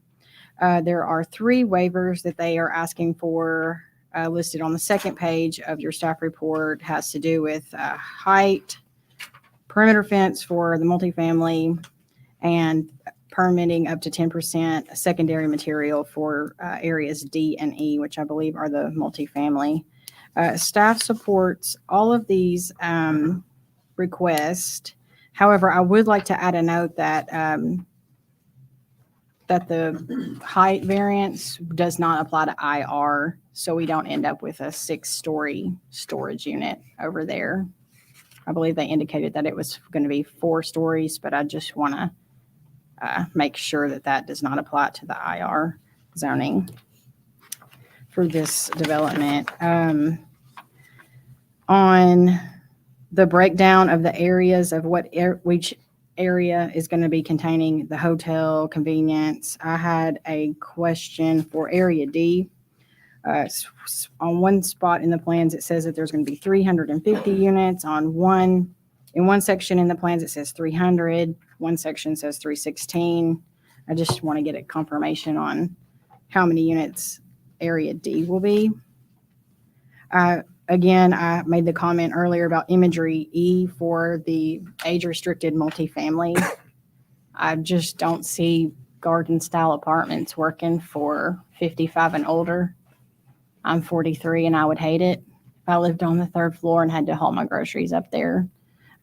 So I would like for them to include an enclosed corridor type multifamily product. I think that would be way more successful. I'm not a real estate development agent, but I think I have some common sense. So area F, we've seen it since June as a fire station or some other type of community use. When it was resubmitted, all of a sudden it was 60 units of for sale condos. I have no explanation on the mixed use of that. So I'd like to get some clarification on that. Notes indicate that the 2.2 acres of Area D will be dedicated commercial use. The commercial component of Area F is not provided, like I just stated, and we'd like to get that ironed out. I do want to call out that the multifamily developments will need to comply with both the subregs and the zoning regs on multifamily developments. I would like to ask for additional comments to be added. I don't really like to do that at the table because I don't think it's fair to the applicant, but I think this one of them is pretty easy. So hopefully they will not object to it. Area D, if they could relocate the trash compactor out of public view, they have it right there up front. And I'd like to see that either screened or moved to a different location on site. And the last thing I'd like to add, if this moves forward, oftentimes we don't see any changes to the PMDP once it goes to the BOC. And planning comments alone, there's 34. Some of them are minor in nature, and Public Works has a handful of them as well, 19. I would like to add a condition that all of our comments be addressed before this moves forward to the BOC. We definitely don't want to have an ordinance with 100 conditions on it, so. Also, in number 23 of planning and zoning comments, can you add 4-114 in front of 5-104.1? 114. It's the multifamily design standards in our subregs. 4-114 next to, Yeah, just before 5-104.1.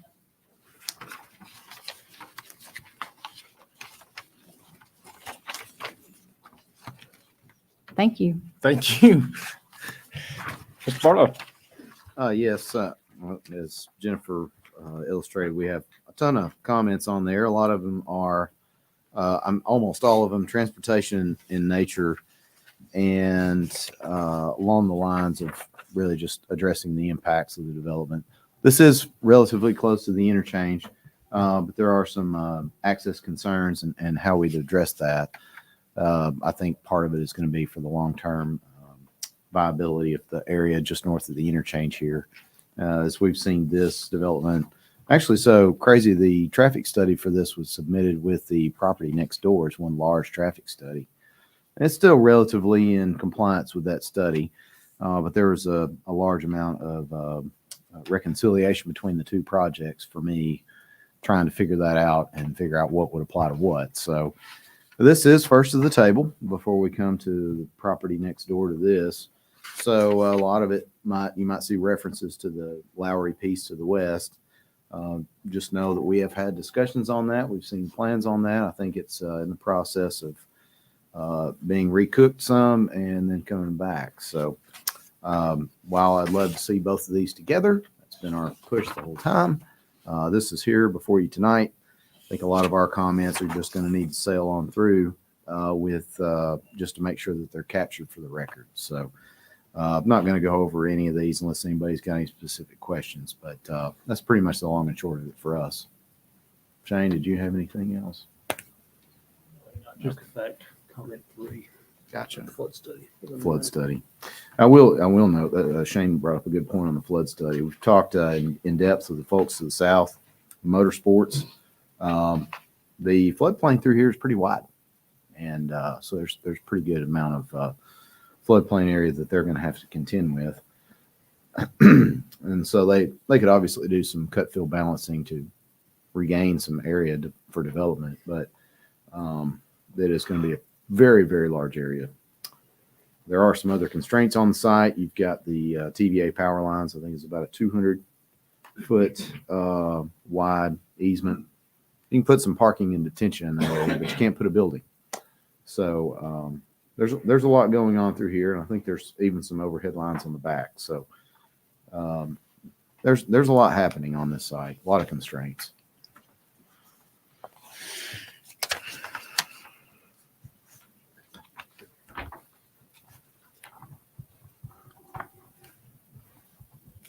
Good. Questions, comments from the commission? go ahead and call for representation of this project. Name and address for the record.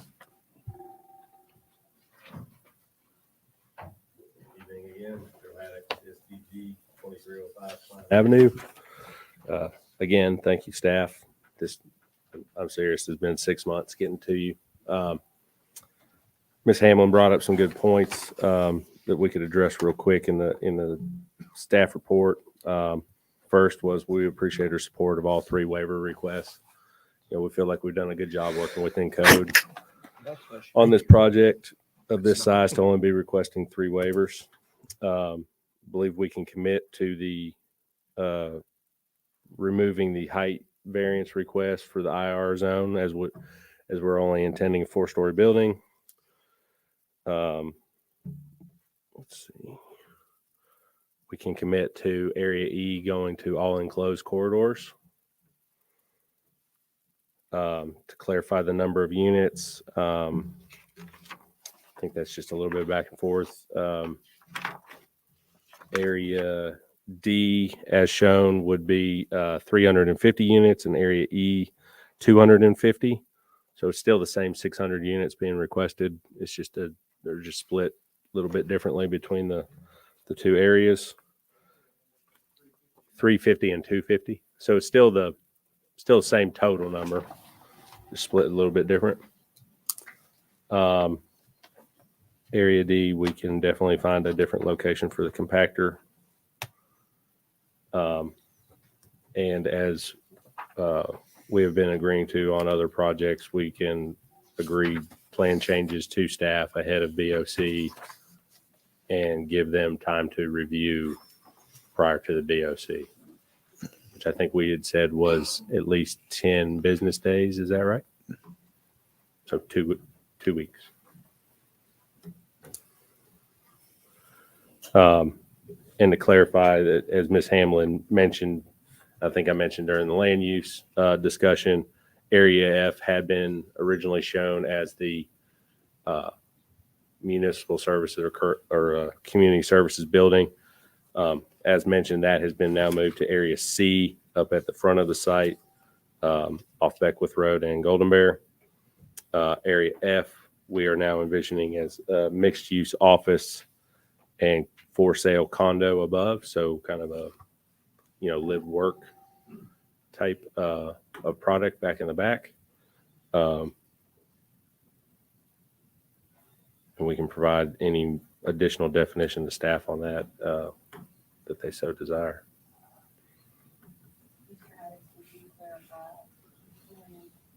To complete the commercial for this development, in what phase?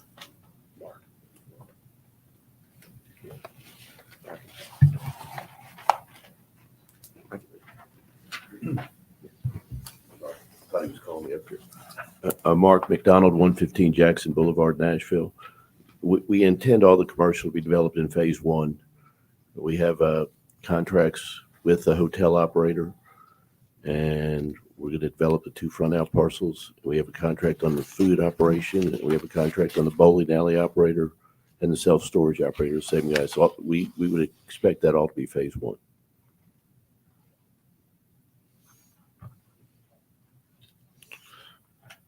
Be fair for us, Joe, to amend your C-2.02, which indicates your phasing plan to reflect that.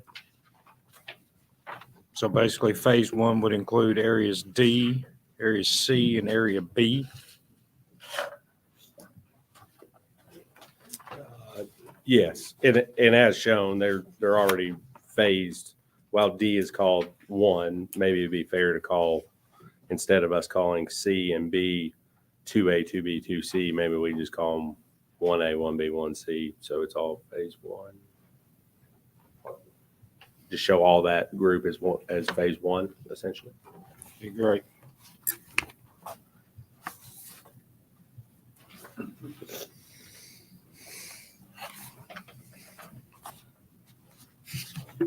And potential.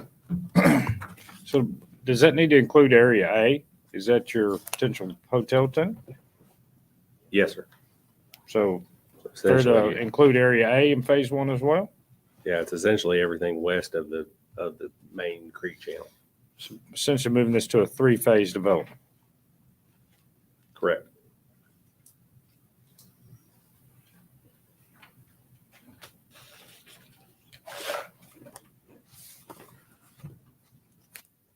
Very well.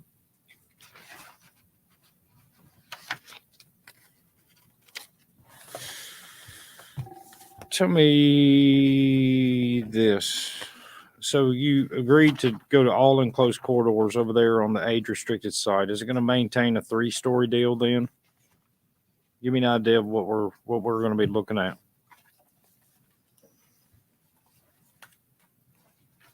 Excuse me, Mark McDonald again. I think what I'd like to do Please. is come back with that kind of fleshed out and more designed, whether that be 3 or 4 stories, probably 4, I think. But I'd like to get with the architects and come back to Jennifer with a more specific plan, not just speak off the cuff, if I could. How can we, I guess, Jennifer or Gino won on that. So if we're not going to see it, makes it challenging to approve. Earl. No. You're suggesting I come back to you with a plan. That's what I was thinking. That's what I was asking. So you're asking for staff to approve that? I mean, not approve it, but review it after the If planning that's commission? acceptable. Alternatively, I'd like to say maybe we would plan 4 stories if we had to have a decision right now. Is there a way to approve a PUD that where phase 2 of the PUD has got to come back to the planning commission You are and the certainly BOC welcome for to its add approval? that. So basically, To phase just 2 refer would, it back Ms. to- Marchetti, would that be acceptable to? You can do that. So Phase basically, 2 has to come back come back to before the planning commission and the BOC as a major amendment. That would be a major amendment. would be a major. I mean, because that is a major amendment. Just out of curiosity, like to ask, I mean, if it's 3 or 4, it's still well under the height restriction. Staff's in support of our 10% material waiver. So we're going to meet code on the building facades. Probably commit to bringing it back to this body just as a presentation item. Same time staff gets it prior to BOC, just as a clarification, here it is. I mean, it sounds like we're just talking about the difference between 3 or 4 story, which would still be under the allowable height.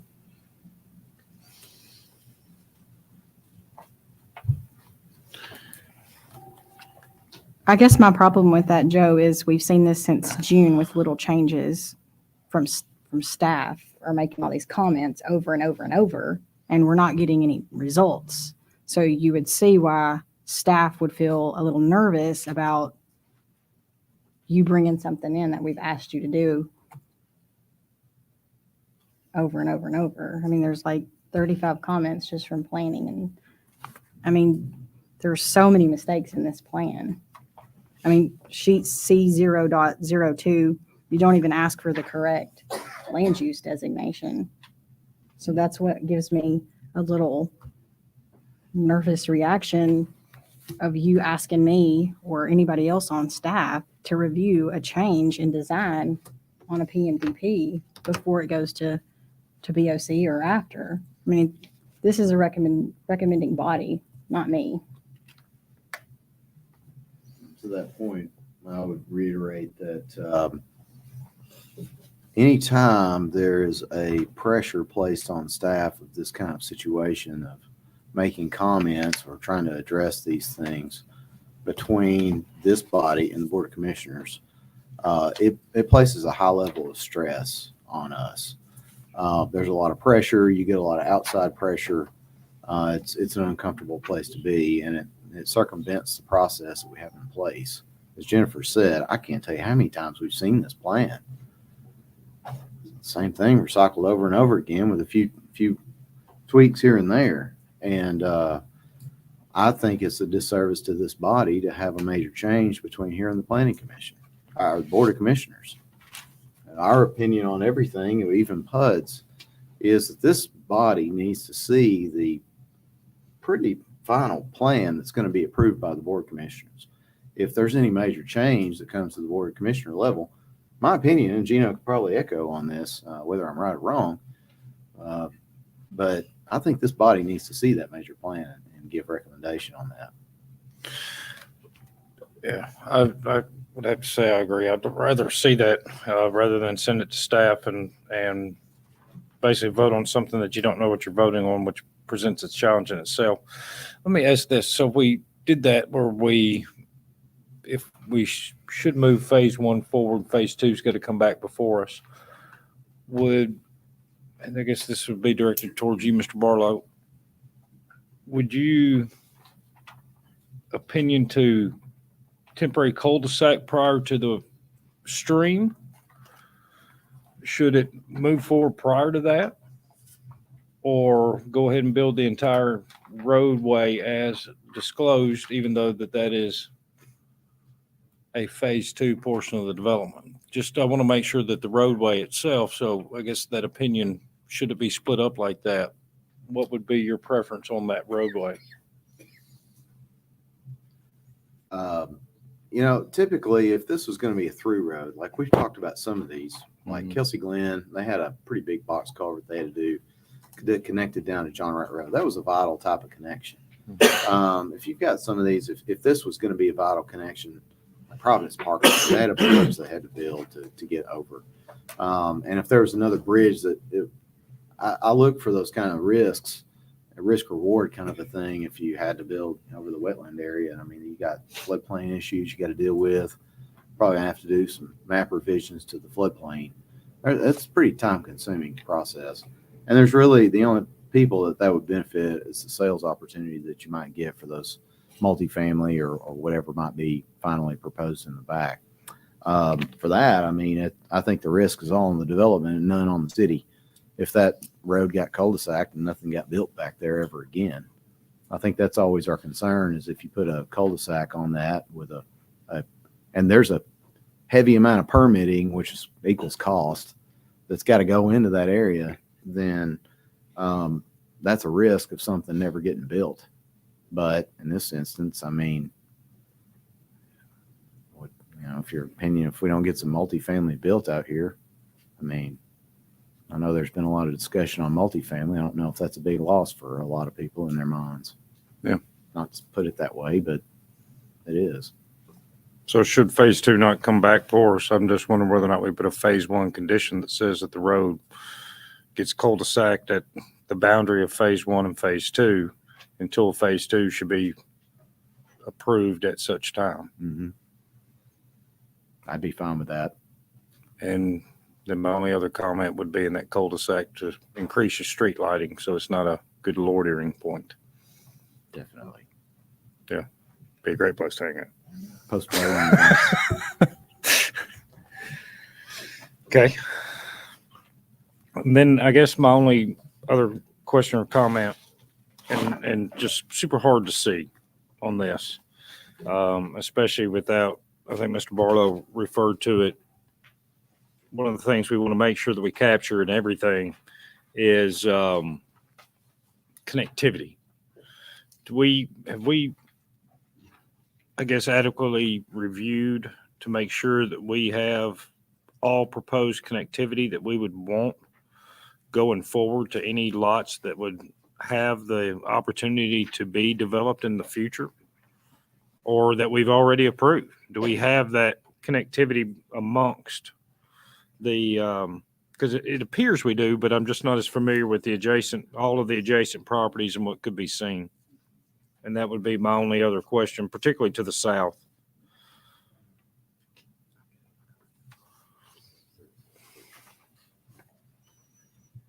Do we have that?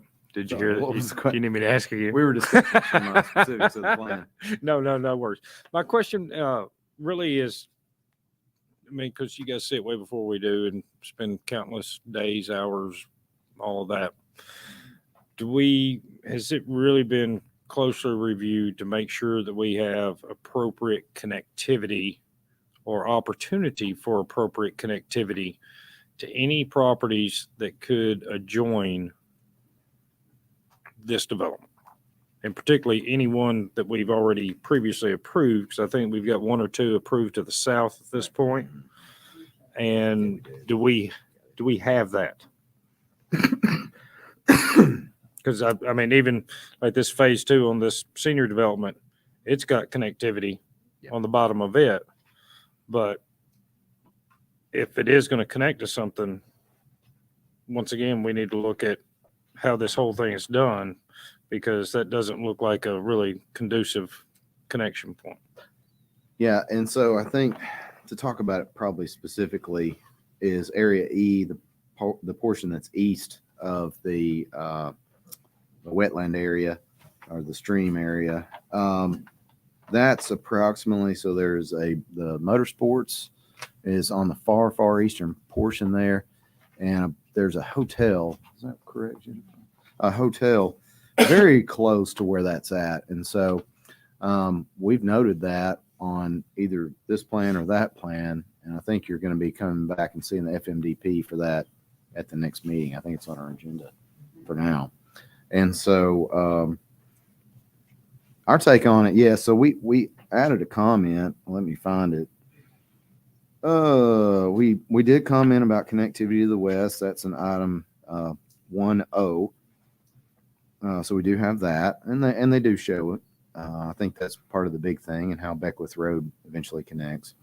We've got the connectivity to the south, got some stubs shown, not just on that Area E, but also on the, I guess, the IR area going to the south. And so that is shown there. In lieu of that, if they don't have that connection, we do have a comment in here as well that, let me find it.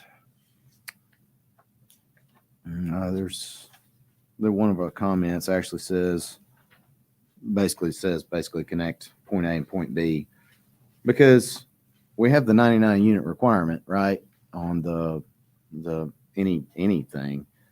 And you really think about it, that 99 unit requirement, you got one access in and out. If you don't have anything to the south, all you have is that main road coming in for all that multifamily in the back. So you got to draw a line at your most restrictive point, and that's your most restrictive point right there.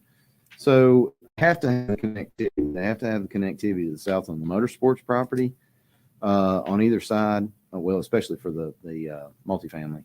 But then if they don't do that, then they would have to create another alternate drive connection on their property. So we do have that noted in there. I'll try to read through here and find it. Oh yeah, there it is. It's actually comment number 2. Provide a connector road between area C and E for egress and safety reasons. And so we do have that. So that could be satisfied if they connect to the south and connect to what the motorsports folks are building. That could be satisfied in either way. But yeah, so that's the biggest in my opinion. To the north, I'm not really all that concerned about those because those actually front Beckwith Road. So I'm not really worried about that. But I think we've got everything to the south and to the west. That's the critical ones. So going back to that, I guess to refer back to your comment too, would you view that quote unquote connector road to, looks like there's kind of a spine road to the east behind what is proposed to be a bowling and storage buildings right there?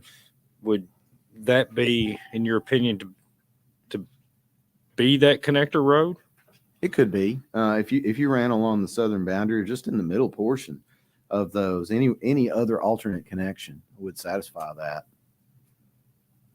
So they've got some options. They can utilize the motorsports property. Obviously, that's going to be the cheaper way, but that also requires coordination with another development team.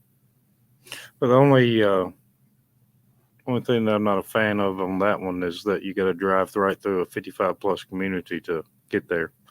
And then we're also saying that if we do split these into a phase 1, phase 2 approval from this development, theoretically that could come, theoretically that could not come. Right. And so I guess if that's what happens where it splits to a phase 1 approval, phase 2 approval, be conscious of your design of connectivity over there. And I would encourage you to reach out to the representation for that project as well to coordinate something so it's a smoother, better access point through there, because this one would be problematic. Please. Would Public Works be willing to amend comment to say as stated and then, or provide connectivity to the southern property line? Yeah, I think that's the intent of what we want to see. Really, we just got to get that second connection for the multifamily. Fair.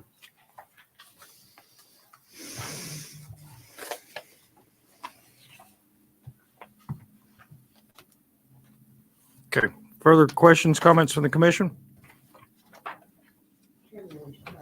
Please. I've taken on recently taken on a new role, and some of it is looking at landscape and issues that we have with some of these detailed comments. I would like to clarify on comment number 13 about the black split rail fence, along with the enhanced landscaping.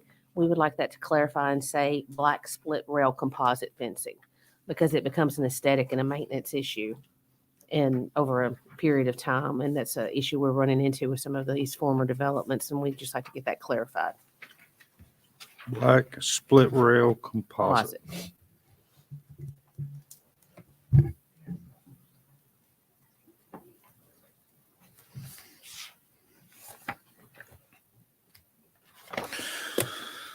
Further questions or comments? Please. The one thing with the multifamily housing that concerns me is all of that being built out and occupied before the commercial is done. And we've seen that in some areas before. And so I'm wondering if we can tie in like a percentage of the COs to the commercial build out. So you could. Yeah, in fact. Please, Commissioner Effer. Yeah, I have to make sure I align my phases and what's being built in Yeah. phase one and phase two. But in fact, I would like to see, and I'll make this comment at the BOC. But in fact, I'd like to see all the commercial built out in areas A, B, and C before you break ground on the multifamily completed. So I'll make that same comment at the BOC as well. That should solve that problem.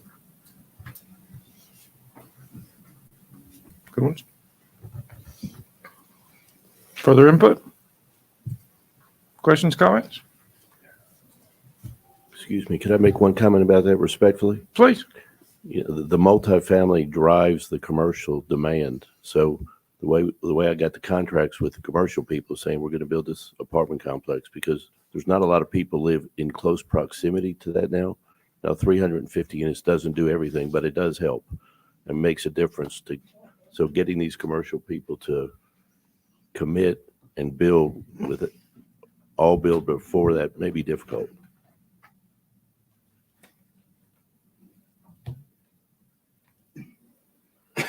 This site sits smack dab in between Lebanon and Mount Juliet.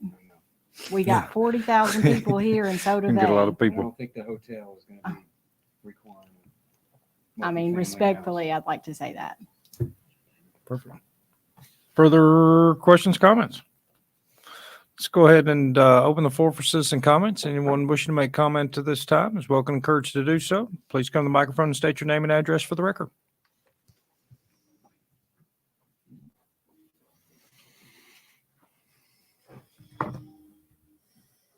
Seeing no citizen comments at this time, I'd like to ask for a motion in regards to this item on our agenda, or a recommendation in regards to this item on our agenda. Please. I'm going to think about this, Mr. McDonald. Do your contracts you have in place with commercial development, the leases in place, or if they're buying, whatever your contracts are, would you, if the multifamily was not built out first, what is your probability of maintaining your contracts on those commercial parcels that you have in place? You know, it's hard for me to predict. I mean, you're right. There's a lot of people in that corridor generally. Just the way what I represented, that we would be building all of what's phase one at the same time, simultaneously. So I mean, You have to go back and see. I'd have to You go can't back and answer see. it. Yeah. I can't predict it. Yeah. Okay. Thank you. Sorry.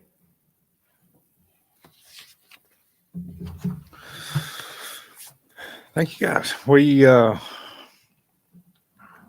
I will make a motion for a positive recommendation, subject to areas A, B, C, and D being done in phase 1. Area E's and F being done in phase 2. Phase 2 should be brought back forward as a recommendation item to the Planning Commission and then back to the BOC for its final approval. Well, we're speaking of phase 2, the connectivity to the procs within area E, the connectivity to the property to the south, drive line to be corrected, easements and negotiated so that a proper connection point is determined within that. Would also include the removal of the height variance or height variance not to be granted was requested to be removed by the applicant. That phase 2, as it does come forward, or area E, to be changed to garden style units. We'd also like to add that area Change from garden style. change from garden style. Sorry. I'd like to add that area D as well, the trash receptacle be removed from public view and adequately screened. That all planning comments shall be addressed prior to moving forward to the Board of Commissioners. That underneath planning comment number 23, to add 4-114 adjacent to 5-1041. Did I get that right? Add 4-114 in front of 5-104.1. Correct. Thank you. Area E, I have a note here to include all enclosed corridors. I think that piggybacks that comment of the change from the garden style. Also to include in planning comment number 13, to include black split rail composite fencing.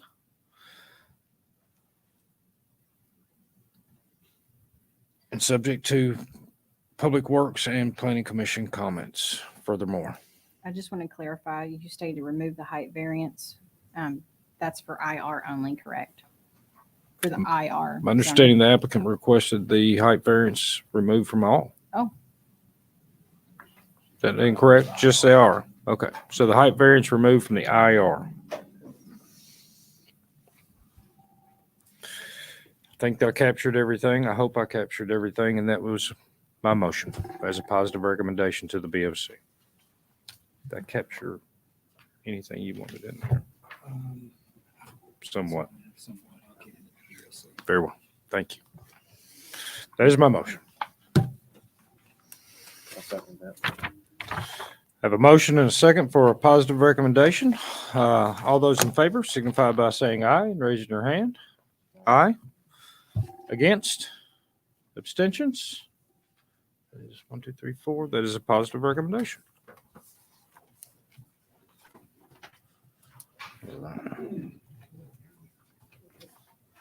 Making some headway. All right, next item up on the agenda is also a recommendation item back to the Board of Commissioners. It is to review the major PUD amendment for Providence Central located off of Providence Parkway. Changing gears. Ms. Sandlin. Thank you. I have so much highlighted comments to say on here, but we're running so late tonight, so I'm not going to bore you with all of my comments. I want to piggyback on Commissioner Christensen's comments on that CO trigger. I'd like for you guys to add that.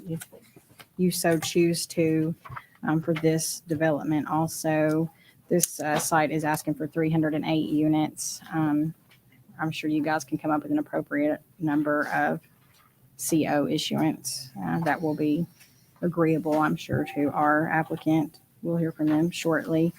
This PMDP was originally approved in 2013 to establish this PUD and was since amended in 2020 to include the enclave at Providence, which was 296 multifamily units. Creekside at Providence Central has 207 units already completed. The enclave, they have built out all of their multifamily units. They have not been issued any COs, but they've all gone vertical. There's not a commercial pad. There is a commercial pad, but no commercial building. So that's why I wanted to add that trigger in there for that completion of this commercial tie with that CO. Parking calculations indicate that they're overparked, which is always good, as long as they're not too overparked. But with multifamily, we know that that's always an issue. I will say the most concerning thing to me on this project, because I do think this is the commercial mixed use type of building that we are all looking for, is the 2020 PUD amendment where the BOC stated that they did not support further multifamily over here in this establishment, since they already have 503 units approved over there. But if you guys do approve or make a positive recommendation, I ask that you just include our Planning Commission conditions and all variances we support except for the building facade materials. They're asking for stucco and metal. And while I do like the way that the metal, not necessarily the stucco, looks on the building, I'm a little concerned about the precedents that sets for commercial projects moving forward. We don't even allow the metal on industrial buildings. So that's the only concern on the waivers and variances that they've asked for. Thank you. Mr. Barlow? Yes, as I mentioned before, I think on the prior plan, I think this is the kind of mixed use development that I think is good to see for the city. I think it's a good use of combining the land uses into more of a community type development that actually would generate less vehicular traffic than what you might have otherwise. Really wish this would have been proposed across the street, the apartments that are currently under construction, honestly. I think that would have been incredible. I will say, I think probably one of the big concerns we've run into recently is the timing of the interchange, when that's going to come in. I think that's a valid concern. I think it's something that this commission and the Board of Commissioners needs to take into consideration for this project. And so we've had a lot of discussions with TDOT. There's some timeframes that have to be met. Particularly, there's an interchange acceptance by Federal Highway Administration that they have to do. Got 3 years left on that. And I'm concerned about making that. And it's already expired once. And this is of no fault of the city, but I'm concerned about this actually making it to construction within 3 years. There's a lot to do on that. And so while we're working with TDOT, I'm really pressing hard on that. That is a major, major concern. That's an ongoing conversation that I'm having with high-level staff at TDOT.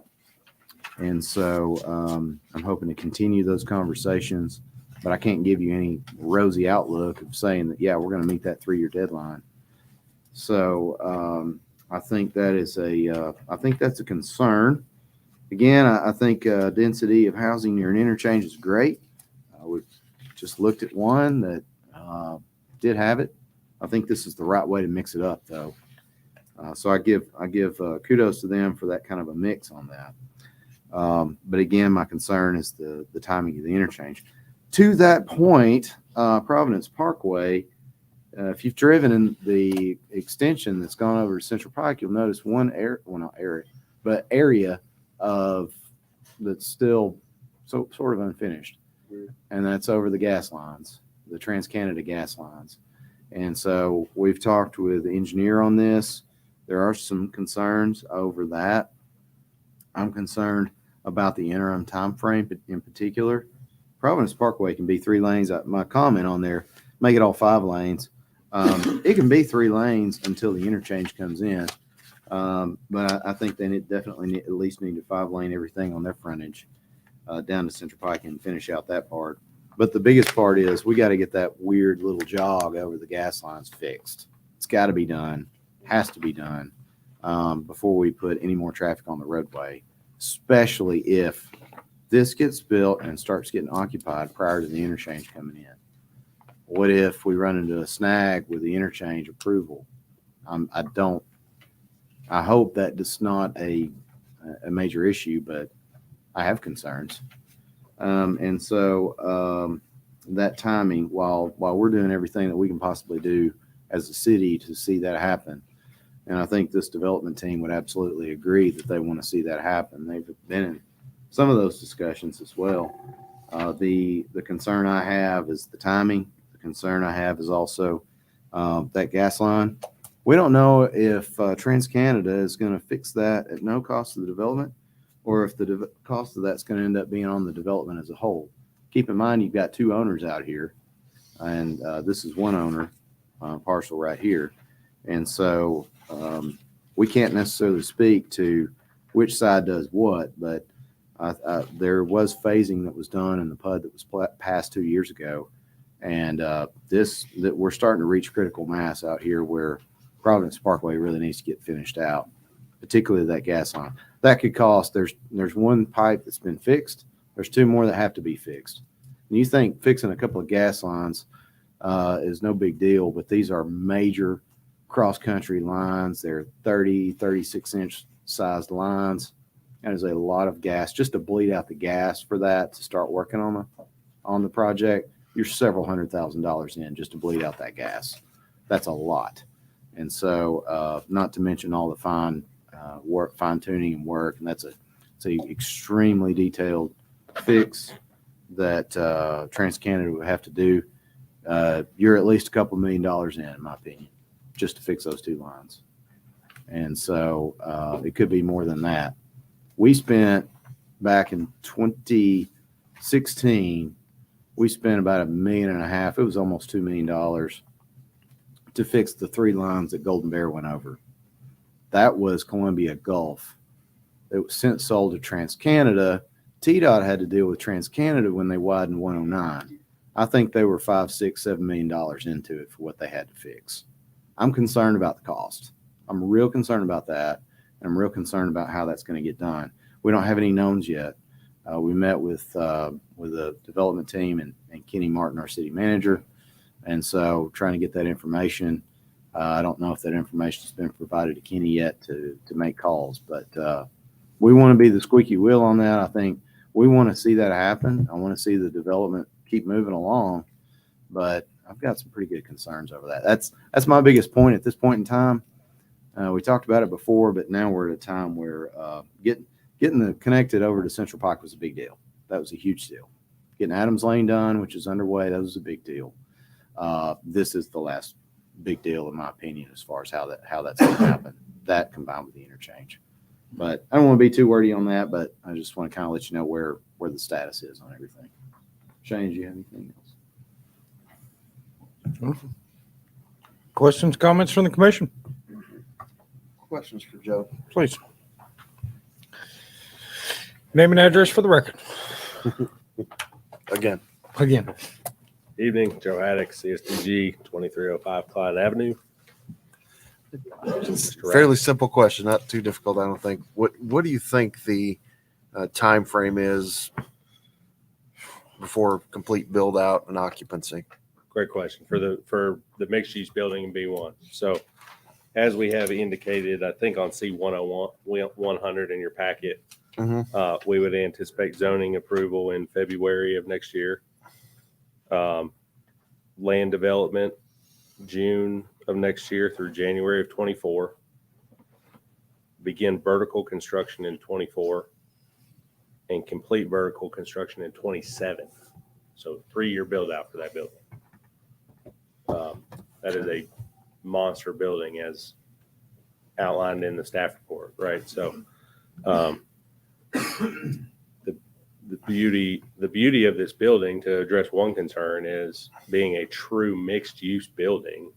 You get the retail day one as the units are being delivered. I mean, it's all integrated, right? I mean, I know most of y'all are aware of this type project if you've been to Cool Springs in the McEwen area, right? It's a vertically integrated product. Something pretty special and unique about this is it would bring structured parking to Providence Parkway.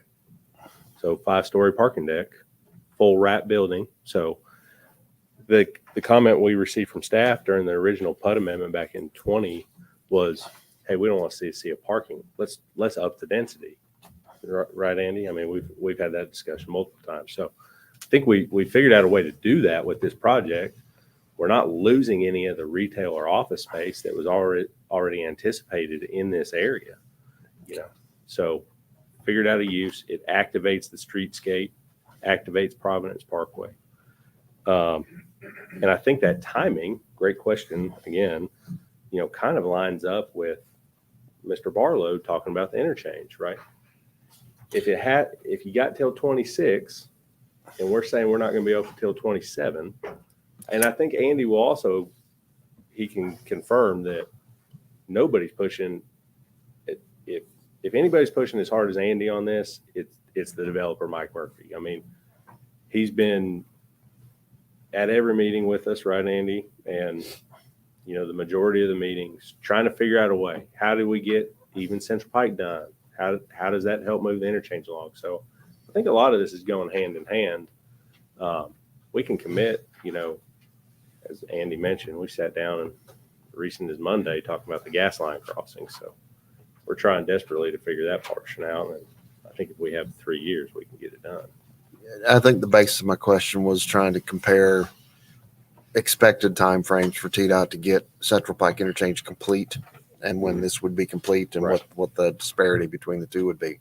I agree with Andy. I do a lot of work with TDOT. They're working hard on all fronts to expedite their development process.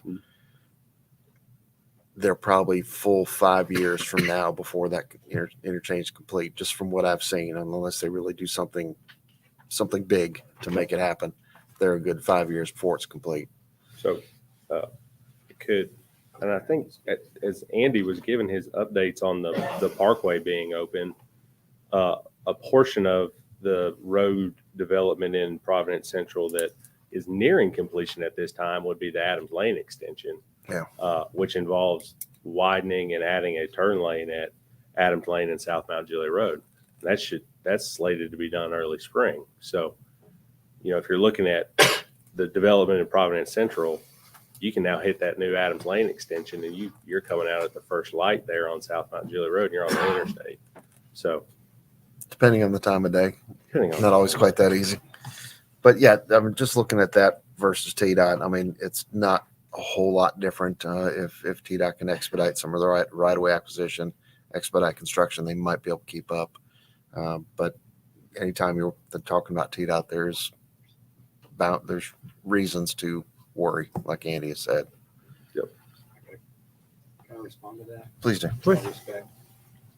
I was at the same TDOT meeting, and Sue's Republican, or Representative Susan Lynn, she is Republican, her office with the TDOT commissioner. And I believe, were you there? No. Okay. You were there. I was. Mr. Barlow, you were there. And what did the commissioner say the interchange was going to be completed in that meeting? It wasn't 5 years. It was 8 to 10. Yeah, he did. So I'm not sure where 5 years is coming from. From me, my experience with TDOT, it's a minimum 5 years before We it's were done. in the meeting with the head of TDOT Yeah. and his head engineers. I don't know how much higher in that organization you can get to give you a timeline of when the Central Pike interchange is going to be completed. And I heard 8 to 10 years. Now, I'm not making this up. This is what I heard. So to say that it's going to be less than that, I think is setting some wrong expectations out there. But that's what I heard. So I just want to make sure you hear firsthand from my ears to my mouth.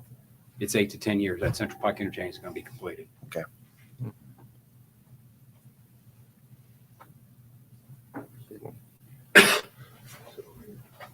Yeah, I would, I'll ask the developer, Mike Murphy, and as Mike's coming up, I know Andy has had a follow-up meeting with Will Reed, who was in that meeting, who's the new chief engineer, right? Yeah. Will, I think, had just recently, 3 or 4 months, been on the job, more or less, right?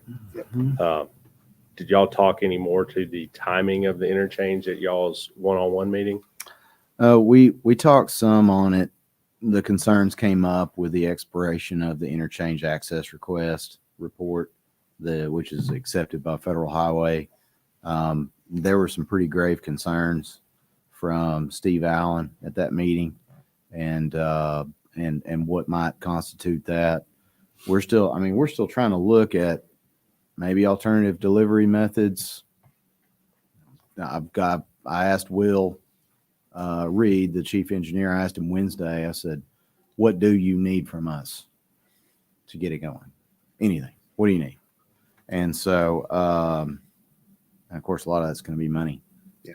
And so, which brings up another topic of money and projects, but that's the big thing. I mean, I think to what the commissioner was talking, I think that's, I think 3 years to meet that 3-year window, it's going to take a miracle. And I say that, to what the commissioner said, I think that was a realistic statement. We've had the other conversations, but there's been no other commitments. We've not gotten anything in hand that said that, yeah, we're going to get this done. We're going to guarantee this or put it on their new project delivery method that they've got, which is a shortened project method, which I wish we could get on that. If we could, I'd have a lot more hope. But money is a big concern. Money on projects. There's the presentation that the commissioner gave Wednesday said out of the Improve Act projects, everybody, Improve Act projects was the gas tax increase, and that was the promised projects that came out of that. Inflation has cut all that out and then some. They have completed 30% of the Improve Act projects. That original budget that they estimated for those projects was $11 billion. They've completed 30% of them, and they've got $16.5 billion left based on current estimates. So they've spent all this money and built 30% of them, and they're already 50% higher than what they got left than what they originally planned. Money is a major issue. And so we've got to know that we're going to get that commitment. I mean, that's got to come from levels at the state, from our elected officials at the state, from our commitment here locally, which comes to the Board of Commissioners and what we want to commit to. And so I think that timing is going to be largely predicated on that. And that's a lot of discussion and things that goes way beyond this development and way beyond this topic tonight. Yeah. I want to add one more comment, maybe two. I reserve the right. I believe one of the catalysts to expedite the Central Pike interchange was a relocation of an employer or corporation that had over 250 employees. Absolutely. Yes, it was. Can you That's say that, correct. Mike? Yes, that is correct. Okay. So what we're proposing here is to eliminate Class A office space and replace it with high-density housing. I think, once again, I go back and refer to the Boyd study that there are corporations that are looking to relocate, and Mount Juliet is at the top of their list in the southeast part of the United States, not just in Tennessee, but the entire southeast. Read the article. It was in the Tennessean and the Lebanon Democrat. Trying to get Mr. Boyd here to actually do a workshop.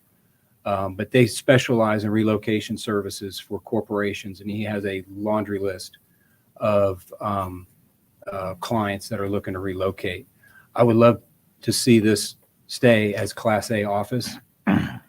get a corporate relocation of over 250 employees, you'll see your Central Pike interchange get expedited.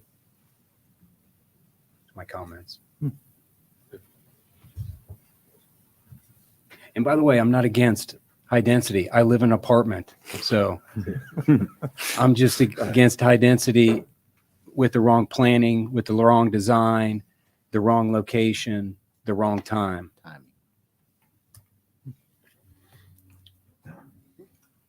Let's see where to start with that one. I think previously mentioned, maybe I didn't say it correctly, but with this current layout or proposed layout amendment, we did not lose any office space intended for Area B1 of the proposed office space. You know, in 2020, as part of the enclave approval, Mr. Murphy committed to mass grading the 30 acres there at the corner of Central Pike and Providence Parkway, which has been completed. He's extended the utility lines to that property as requested. He's done. He was able to get the parkway open ahead of the enclave. So with that, we've essentially got, you know, take out the stream buffer area, you know, you got 20, 25 acres of pad ready office sites that are ready to go. We've designed the utilities through the site. We had a plan. We've had them priced by Jones Brothers, who's doing all the construction out there right now. So they're sitting there ready to go. We're ready to turn them in to Public Works for final approval. I think, you know, this is just a way to add a use that you're seeing in other developing communities, you know, Franklin in particular, that just further activates that streetscape. And Mike can probably speak better to this than I, but you get the people in there is what these corporate relocates are looking for. And this building in particular, I think, is what everybody's always wanted. I think that's reflected in staff recommending a positive recommendation to BOC. So I think we've heard staff, we've densified it, and I think we've got a really good product here. And I think that ultimately the timing, if we continue to work, you know, hand in hand with Public Works staff as we have, and the remainder of the city, I think it creates a good team to help with TDOT. So I'll turn it over to Mike and let him maybe talk about the uses a little bit. Thanks, Joe. Just a couple of quick comments about the overall plan. And real quick, name and address for the record. Sorry. Mike Murphy, 2305 Klein Avenue. I'm the developer of the site, and as Joe mentioned, purchased this 30 acres, mass graded it. We put the utility, the sanitary sewer down to the south, and it's opened up 125 acres right here for development. We extended Providence Parkway, and that has generated $30 million worth of land sales there, and kind of promoted the commercial that's going in. So all that's accretive to the steps that are going to be required to accelerate that interchange. And there's nobody in this room that wants that interchange more than I do. However, when we extended the parkway, we did that with a traffic information study that calculated the trips generated for the enclave, and also incorporated 185,000 square feet of office, which at this point is not being developed. Just coincidentally, 185,000 square feet of office in this study is identical to what's generated by 300 apartment units. So technically, I would say the traffic study supports the fact that there's no additional traffic improvements that are needed as a result of this B1 plan, this apartment and residential mixed use. But what it does do is it allows me to commit to the full town center, put the infrastructure in, which is going to take most of next year to do that. then we do have something to really sell to your corporate users. And believe me, that's exactly what I want to do. But over the last couple of years, the office market has been turned on its head with COVID, with the changes in worker expectations. And so this kind of fully integrated mixed use development is the hottest thing going. So it's going to, I would argue that it's going to bring us closer to bringing those professional office tenants in. It's also, I've got a component that'll be part of this development that is retail that goes in at the same time as the multifamily. And I am working with Kenny Martin and Mr. Barlow.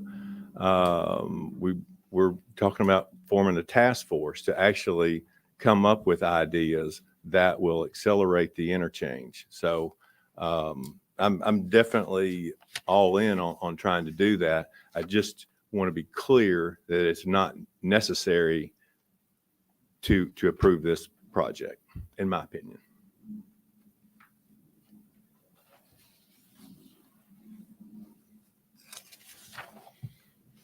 Questions, comments from the commission?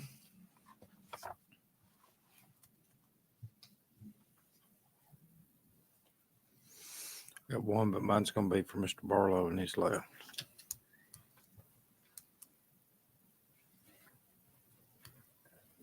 It's a recommendation. It is.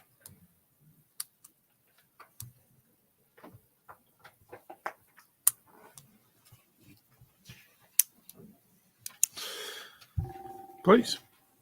I think with all the traffic discussion there, I forgot they were, the only clarification I would like to make is for planning comment 12,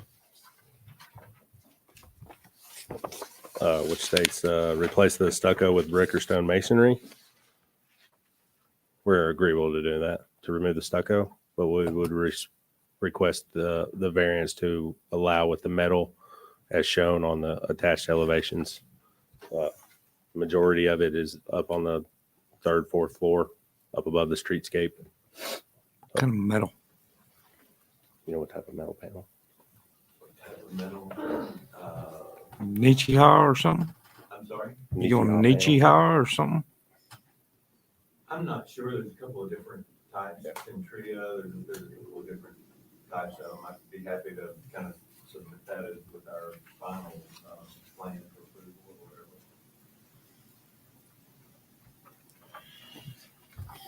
I guess as a recommendation item, it'll go to BOC regardless. So I would encourage you to clarify that metal. Yeah, we can do that. It really ties into the lower level on the restaurant retail and also for what's in design for the rest of this area. Sure. I recommend bringing some good visuals. That as well. That I'm a supporter of that metal. I think it's, we have we typically go towards a masonry product here, and the idea behind that is to be aesthetically pleasing and durable. This metal is far more expensive than a masonry product, and it looks Never great changes. if done correctly. So I just want to make that comment. Yeah, I agree. Mr. Barlow, quick question. Yes, sir. Your comments address sort of ingress, egress questions that I had or concerns. And then one of them you said is no light due to proximity at that first entrance right there. You got alignment, I'm assuming, or I think, I can't really tell on my plan, on that, I guess, easternmost access point on the site. Is that got cross access to the apartment right there as well? It does, yes. And that one does line up with the apartment cross. And it goes back to the PUD conditions, which we didn't include in here, but basically what we had stated in that was signal spaced approximately 1,200 feet apart. So that eastern access would be about 1,200 feet from Central Pike. And so the first one I think is about 600. And so you don't want those signals too closely spaced, but that easternmost access spot would be a good candidate for a signal if it was ever warranted. I will note that this this does connect to the parcel to the east. There's a creek that runs north to south, but there's a pretty good little development area between here and that creek that could or would connect to here. And so I could see some pretty good traffic demand on that access point. I think as long as we've got good cross connectivity across these access points and plenty of access points to Providence Parkway, I think we'll be in good shape. Would you envision this being one of the points where you would prefer a stoplight on Providence Parkway at some? That easternmost portion, yes. I think it's very, very reasonable. I'd want to look at it from a warrant standpoint. I mean, I want to just say throw a light in there if it's not needed. Well, I guess what I'm thinking, I mean, just like what they're going to do when they develop their site, they're going to put everything in place for the residential or office, retail, the other buildings that are surrounding what they're proposing for us today. One of your heaviest costs to put one in is getting what you need there, and i.e. power in this situation right here. So if power is not readily available right there, a good portion of your cost is trenches, pipes, power. I'm just wondering whether or not it would be, you're not going to warrant them to get a signal right there, which it's unto you and no need to put that on them. But would it be prudent of us to get any infrastructure in place so that it's at least in the areas? If that's where you're going? Yeah, probably the biggest cost to the signal, any signal project, is going to be your foundations, your poles, your mast arms, and your cabinet. I wouldn't state to go any investment on any of that just yet. Okay. What you're talking about is like your conduit that goes underneath the road, that kind of stuff. You could probably put some conduit and just have it in there on the piece on the north. Of course, Providence Parkway's in. That access to the south is in. So you'd have to bore that underneath the road anyway. So that would be a future cost. But you could go ahead and put some on the north side, but it's probably not going to save a whole lot of money. Okay. My only other question or comment back towards this is we reviewed this plan. We do have a lot of internal parallel parking out there within the site on the north elevation, particularly over on the on the west elevation as well. Would it be wise to time limit some of that parking? I'm thinking of deliveries, thinking of Starbucks at Lebanon Road, thinking of getting people in, getting people out if they want convenience parking. And so painted time restricted parking based upon the retail use at the bottom. I mean, because last thing you want is which some tenants might want to park outside instead of in the garage. Mm-hmm. And so instead of that actually being quote unquote tenant parking, would it be smart based upon the use being proposed is retail office to have some time limited parking to be able to handle deliveries, and if it does have some restaurant in it, here comes DoorDash and all the other apps for convenience out there. So where are you going to put those people? We actually have loading zone regulations, and they should just meet that code if you want to add that condition to meet the loading zone regulations. I just think it'd be something good to have right there. I mean, it'd be nice to be able to park close, but at the same time, would it be good to have some loading zone or temporary parking areas right there? Or heck, for that matter, I guess fire department looks at it, but do we need fire zone parking as well? I'm just not sure if that's been considered or thought of with the parallel parking right there. Yeah, I like the idea of having the parallel, and I get what you're saying as far as the you don't want it all. If we got some retail going in here, you don't want it chewed up with, guy on the fourth floor that's got an extra vehicle that he just parks out there and leaves it and never moves it. I mean, that's taking up some valuable parking area for what we really want. Loading only, 1 hour limited on some of it. And I don't know what areas that is, but particularly against your retail and residential, it just offers up an opportunity to, as you said, stick a car there and really ain't going to move it very much.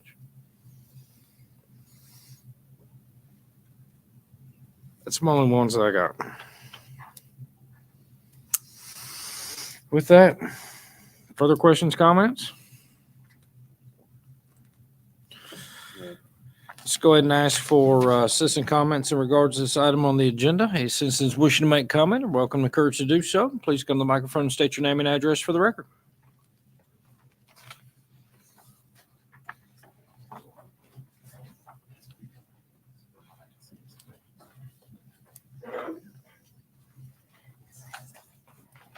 Hey y'all, my name is Ashley Richardson. I live at 661 Gwill Road and I also represent 7530 Central Pike where my parents live. So this development touches 4 sides of 2 properties that we own.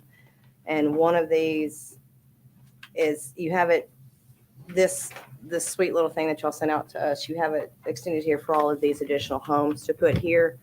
Currently, it is a traffic nightmare to try to go down Central Pike. I have gotten to where instead of going through Mount Juliet now, I go down John Hager and get on the interstate at Old Hickory Boulevard or Stewart's Ferry Pike because the time frame for me to get from where I live on 661 Gwill Road to the interstate at Mount Juliet takes me 35 minutes now. And additionally to driving to Nashville from getting my house to the interstate. So there is a cluster of traffic that has opened up with this new Providence Parkway. I understand development is needed. It can be done correctly and smartly, and we can all grow as a community together. But continually to just like allow stuff to come in and improve stuff before we have the infrastructure even in place to allot for all of these people that potentially could move here or already live here and move because they can't stand to live here anymore. I just wish we would consider all parties involved, really look at really developing places, do it correctly, do it smartly so people would actually want to live, play, and work here instead of not being able to get through the city at all because they can't get through the traffic jams that currently is the Providence area. If any of you live on this side of the town, I'm sure you had to go through the traffic, so you are well aware of how much time you cannot get back sitting in traffic, or the people who want to run the red lights and then block the traffic and create an even more gridlock intersection to make us even later to get through the city of Mount Juliet. I can't even get through my city that I am originally from, and I purposely avoid my city now because it is overrun and there's not enough infrastructure in place to allow for flow and growth.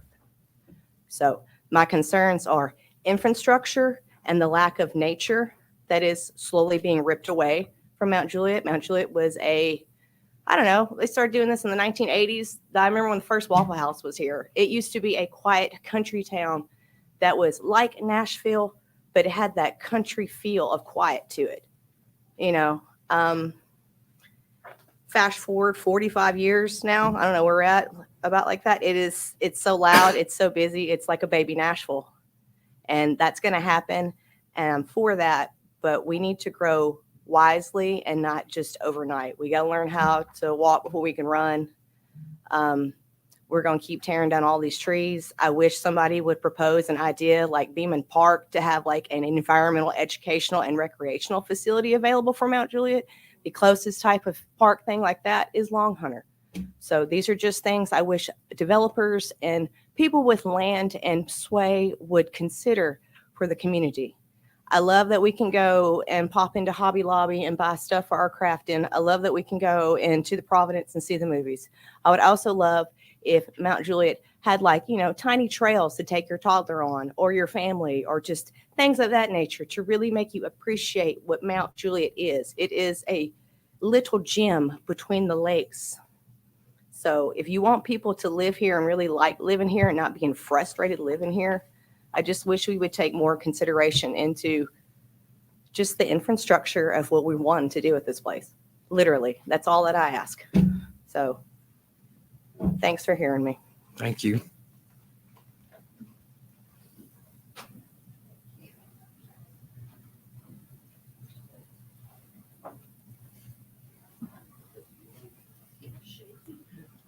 Hey, I'm Barbara said, and I live at 383 Gill Road. I'm next door neighbor, and I 100% agree with everything she said. The only thing I could add to it is I have children that are in the elementary schools and the school system there, and our schools are crowded. I don't know if you guys have noticed, but we've got some pretty crowded schools. I know my daughter went to Rowland Elementary School, and she had 8 classes in her grade, 8 classes in each grade when she was going. And I thought, this is a big school. Now my son, 5 years later, 10 times what? 24 kids? That's massive. You know, how much more are we going to grow? Just what we were saying. Not opposed to growth, but are we ready for it?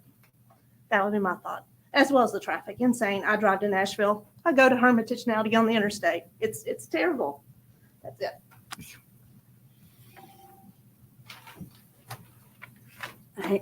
I'm Nancy Britt. I live at 291 Gwill Road. I've lived there since 1985.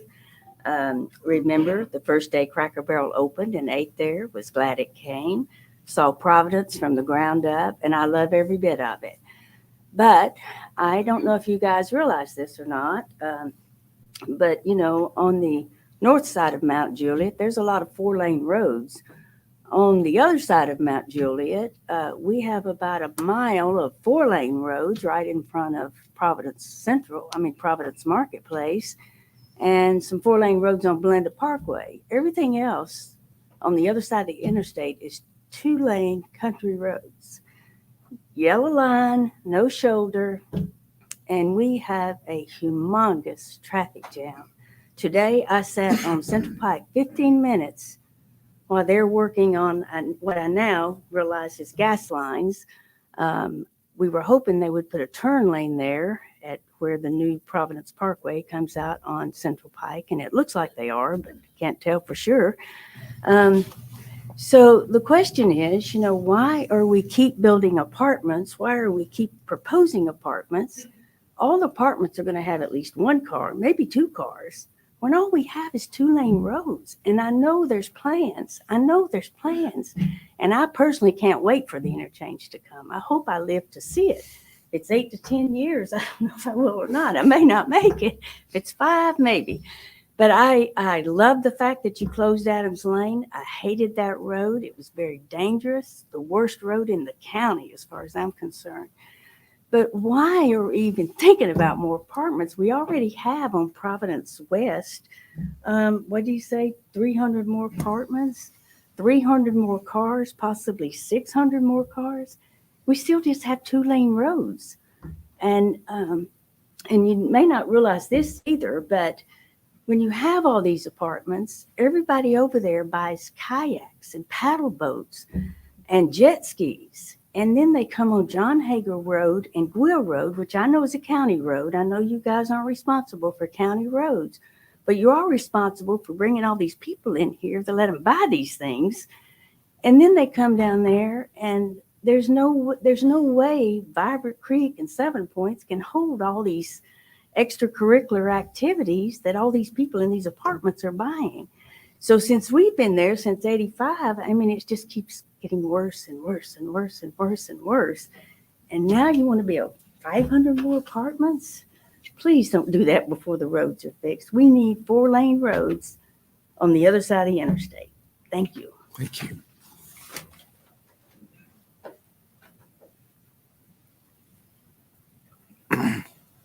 Any additional citizen comments?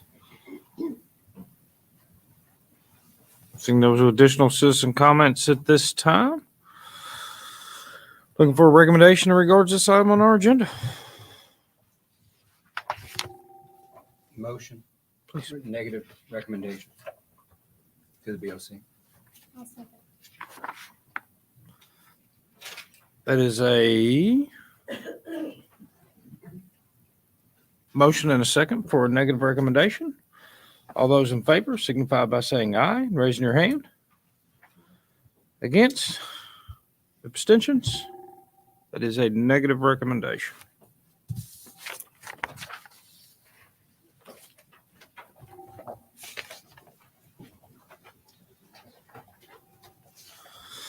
Next item up is also a, I guess a approval or a recommendation item back to the BMC. So it is to review the annexation and plan of services. Oh, sorry, no, that's not a land use plan. Sorry. It is a recommendation item to the Board of Commissioners to review the annexation and plan of services for the Saundersville Road subdivision located off of Saundersville Road. Annexation and plan of services only. Ms. Hamlin. Thank you. This is a 45 lot single family subdivision proposed at almost the end of Saundersville Road across from the marina over there. Bulk standards, they have met the 10,000 square feet and average lot size of 15,000 square feet and overall density is 1.9 units per acre. Setbacks proposed are 30, 10, and 20 feet respectively. The plans indicate a request for the 10-foot side setback in lieu of the 20-foot that's required in RS20, so that is a variance that they've asked for. The subdivision has 2 access points on Saundersville Road at the north end of the site. Both of these are to be functional at the 31st CO. There are conflicting notes on the plan that state the second connection should be completed by the 25th CO, and we just want to verify, is it the 31st or the 25th? We would like to see stub outs provided to accommodate future development in the area. There are a number of amenities proposed as noted on the plan. The renderings that are provided show homes that are of primarily consist of the secondary material, and they have asked for a variance to that, but we just don't know what that percentage is that they're asking for.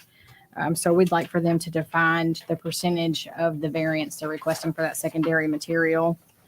One thing I did want to note is Mr. Haddix will probably speak to you about this. They're wanting to utilize their landscape buffer, the perimeter buffer that's required for smaller lots against larger lots and include that in their lots to try to accomplish that 15,000 square foot average. And I know Mr. Hefner can speak to the nightmare that is when they propose to do that.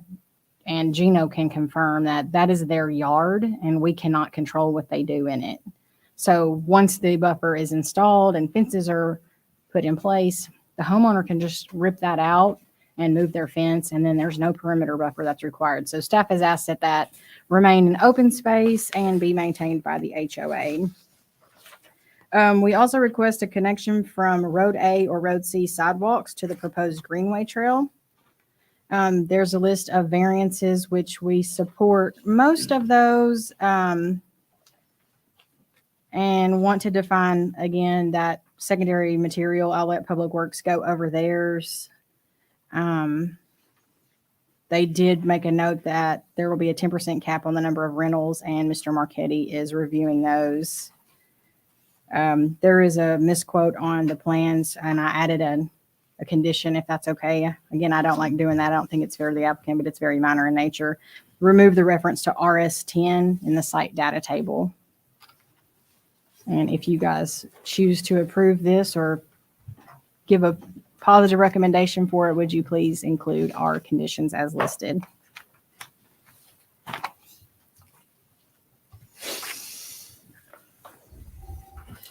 You, Public Works, any comments on the? Yeah, I think just one of the things I wanted to note was they had a variance for street facing garages. I think with the proximity of this subdivision to the lake, I foresee the potential for some or a lot of these residents to maybe have some boating equipment. I could see a scenario where maybe carriage garages, which would be those garages, if you had a side facing garage, something that could be maybe street facing, but it's more to the rear of the property. So we don't consider those a street facing garage. But I could see something along the lines of those being constructed there. I'm sure their HOA covenants and restrictions might prevent boat parking, but I think we have to consider that with this area. So that and I think consistency with a lot of the neighborhoods in the area. So for those reasons, we do not support the street facing garages on the access street, which is a variance, by the way. So I think that's all from my side. Shane, do you have anything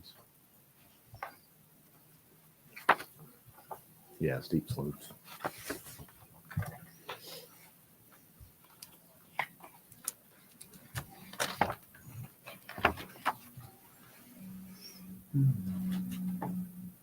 Good, Mr. Barlow? Yeah, I'm good. Wonderful. Questions or comments from the commission? Please, Commissioner Hefner. First of all, I'm happy to be looking at a for sale, single-family home subdivision. I'll start there. I like the 15,000 square foot average lot size and the minimum. I think there's one lot that's 10,000 square feet. So good job on that. I do have some concerns, however, on C1 with the two lots that are landlocked. So I'd like to see a field entrance of some sort between lot 27 and 28 that ties into Road A, and then also a drive easement that runs along, I guess would be the southeast side of lots 32 through 33. It's my understanding that's their existing drive access. I see she's shaking her head, so she must be one of the, okay. So that should take care of the landlock issue there. The other thing, I'm going to add the blasting requirements. There's a lot of single family homes or lots. Maybe I'm assuming there's homes on these lots around the subdivision. I understand this is also pretty rocky. We live in Wilson County. It's kind of hard to get away around that. So I'm going to restrict the blasting to 1 inch per second, which is 50%, which is 50% of the state maximum allows. We're reducing that. I'm going to ask that a certified letter go out to residents that are within a 500 feet radius of the boundary lines of the subdivision of this property, and then also that the blasting monitoring company is directly contracted with the general contractor and instead of the blasting company themselves. So it's a bit of a conflict of interest. So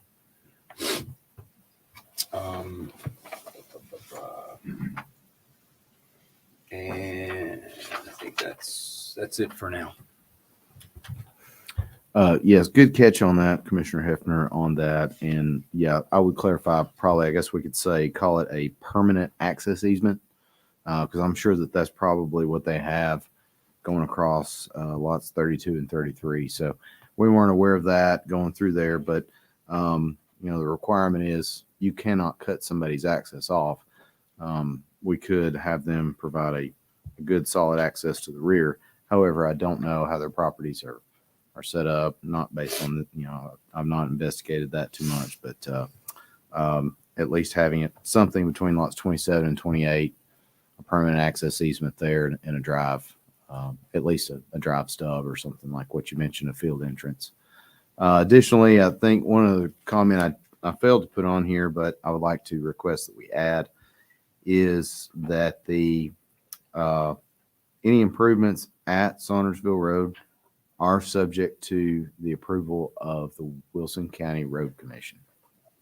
Similarly, the sidewalks are going to need to be outside of the right of way along Saundersville Road.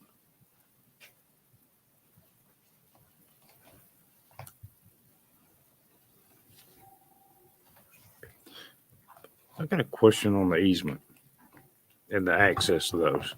This property is currently landlocked. So if you do an easement, you're making it part of this development, because immediately thereafter, they'll request annexation plan of services.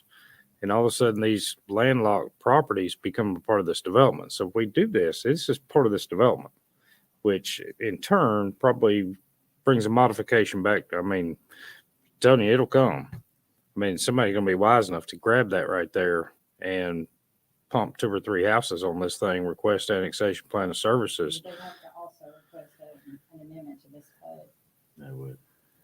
Even if, So, You just don't get to hop into a PUD without coming here in DOC. They would have to ask for a PUD amendment or be their own PUD. I think similarly to that point, they would have to actually build a road. So one of the things here, as far as we could provide an access easement to these existing lots, but if they wanted to come in here somehow and maybe buy these two up and re-subdivide them and slap 5 lots on there, they're going to have right of way. It's one thing to maintain access for lots that are subdivided already with no road frontage.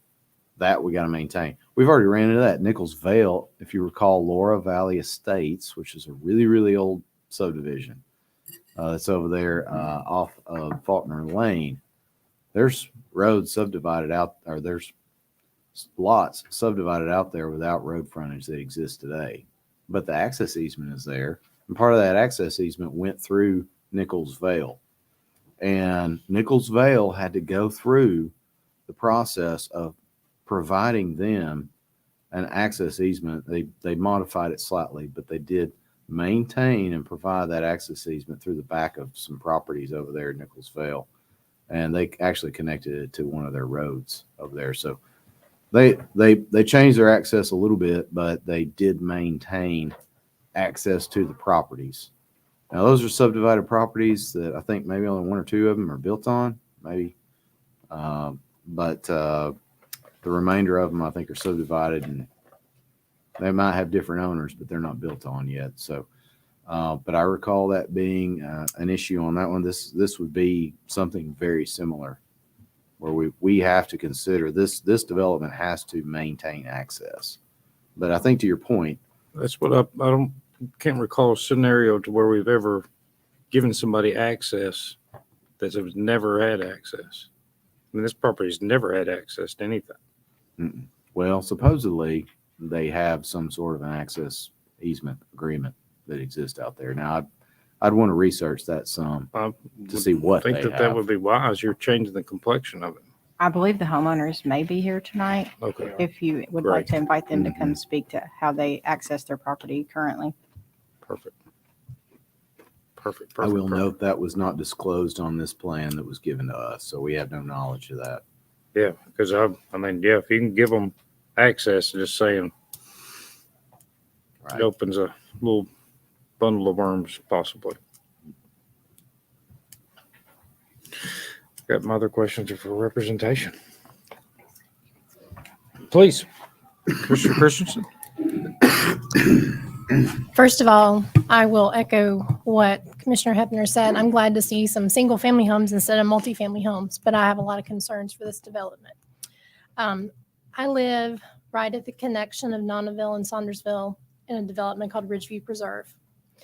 And I do recognize that that part of the road, it is county, but that is a very dangerous area of road.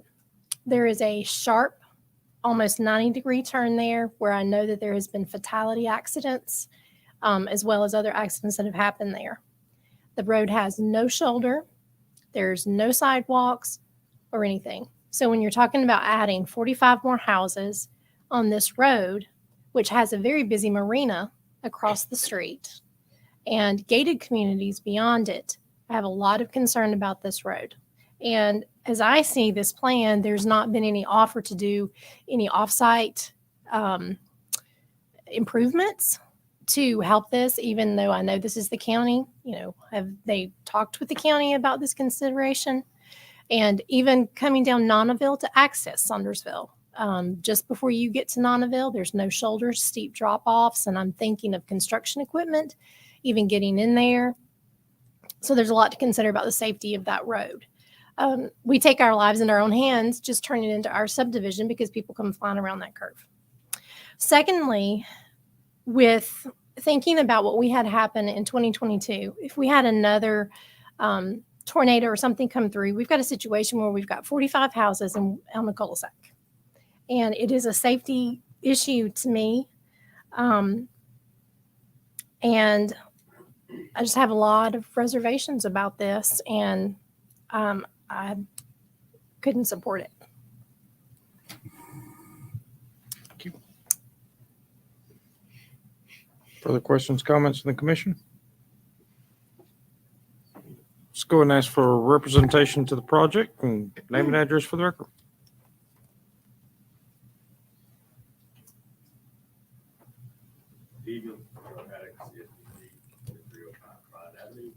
Let's see where to start.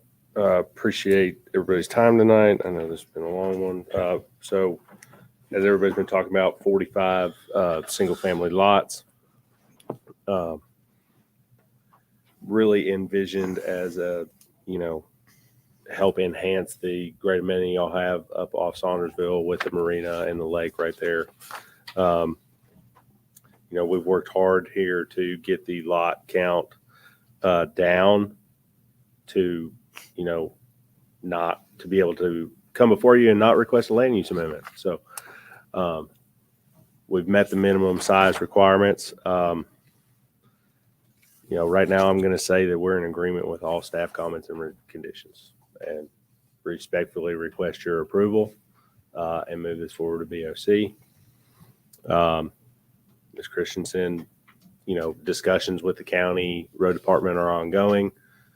I think y'all have all heard they're typical. They're going to come back and tell us to put in a 125-foot turn lane at our entrance, no matter what our traffic study says. So we have done a traffic study. Mr. Barlow's got a copy of it.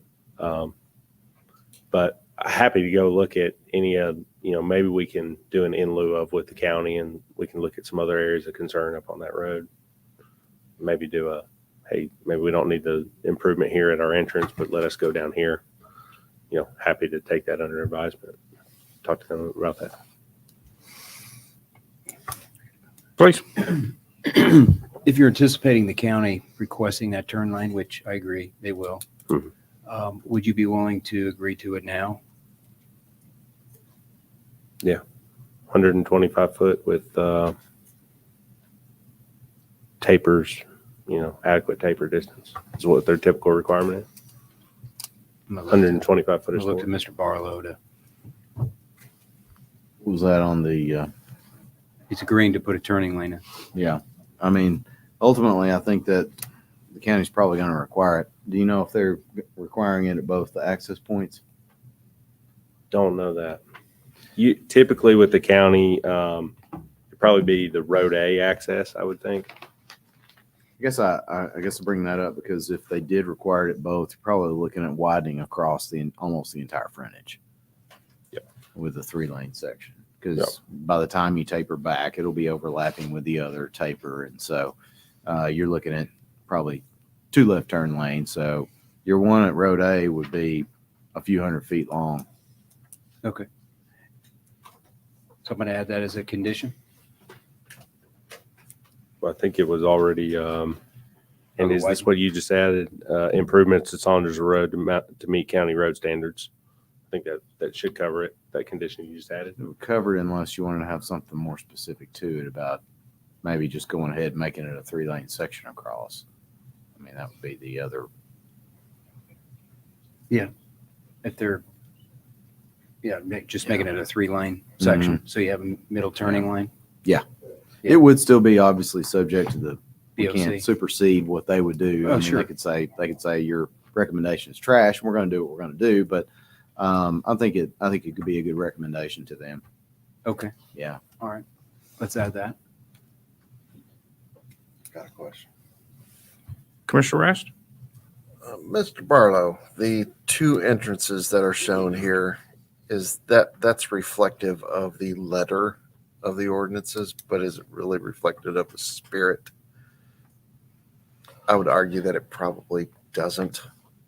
Yeah, and I think some of the I don't know what you mean, and we've run across this in some of these in the past, where somebody says, "Oh, well, I'll just put a median in between here, and I'll widen these 2 drives, one in and out."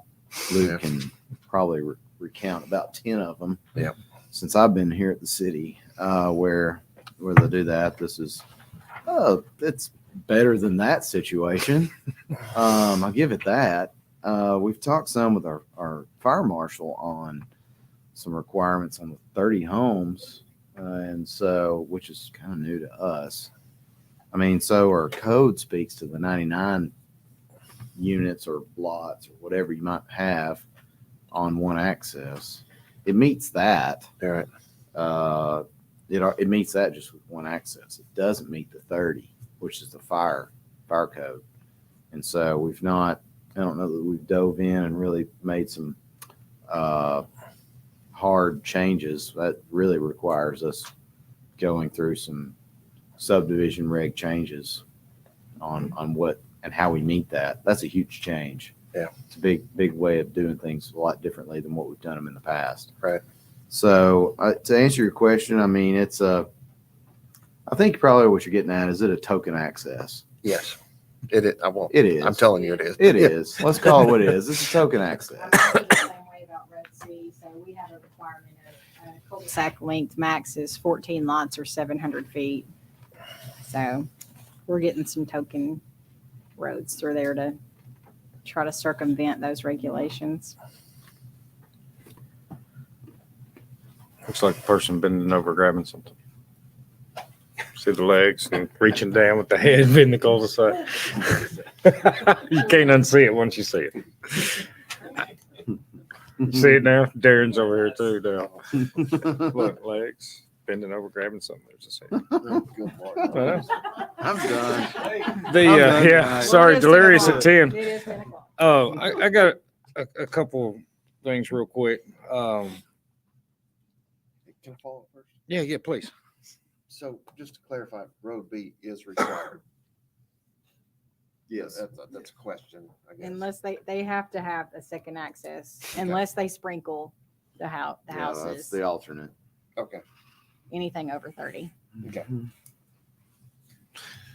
Good. Sorry. Thank you. No. Just want to clarify that. Couple things. One, thank you for the street lights at the road. Very grateful because that is super dark right there at nighttime. So very, very much needed. You're And welcome. Glad to see that. Yeah, glad to see that being added. That is exactly the spirit of me making that No, but comment. seriously, thank you, Joe. Yeah, in the past, because yeah, that's dark right there. Not to mention all the deer right there in that area is on top of that. Yeah, that'll be welcomed by, should it go forward, by all the residents back in there, in my opinion. Only thing that I got to say, and this actually goes back to Mr. Barlow's comment from one of our previous submittals tonight.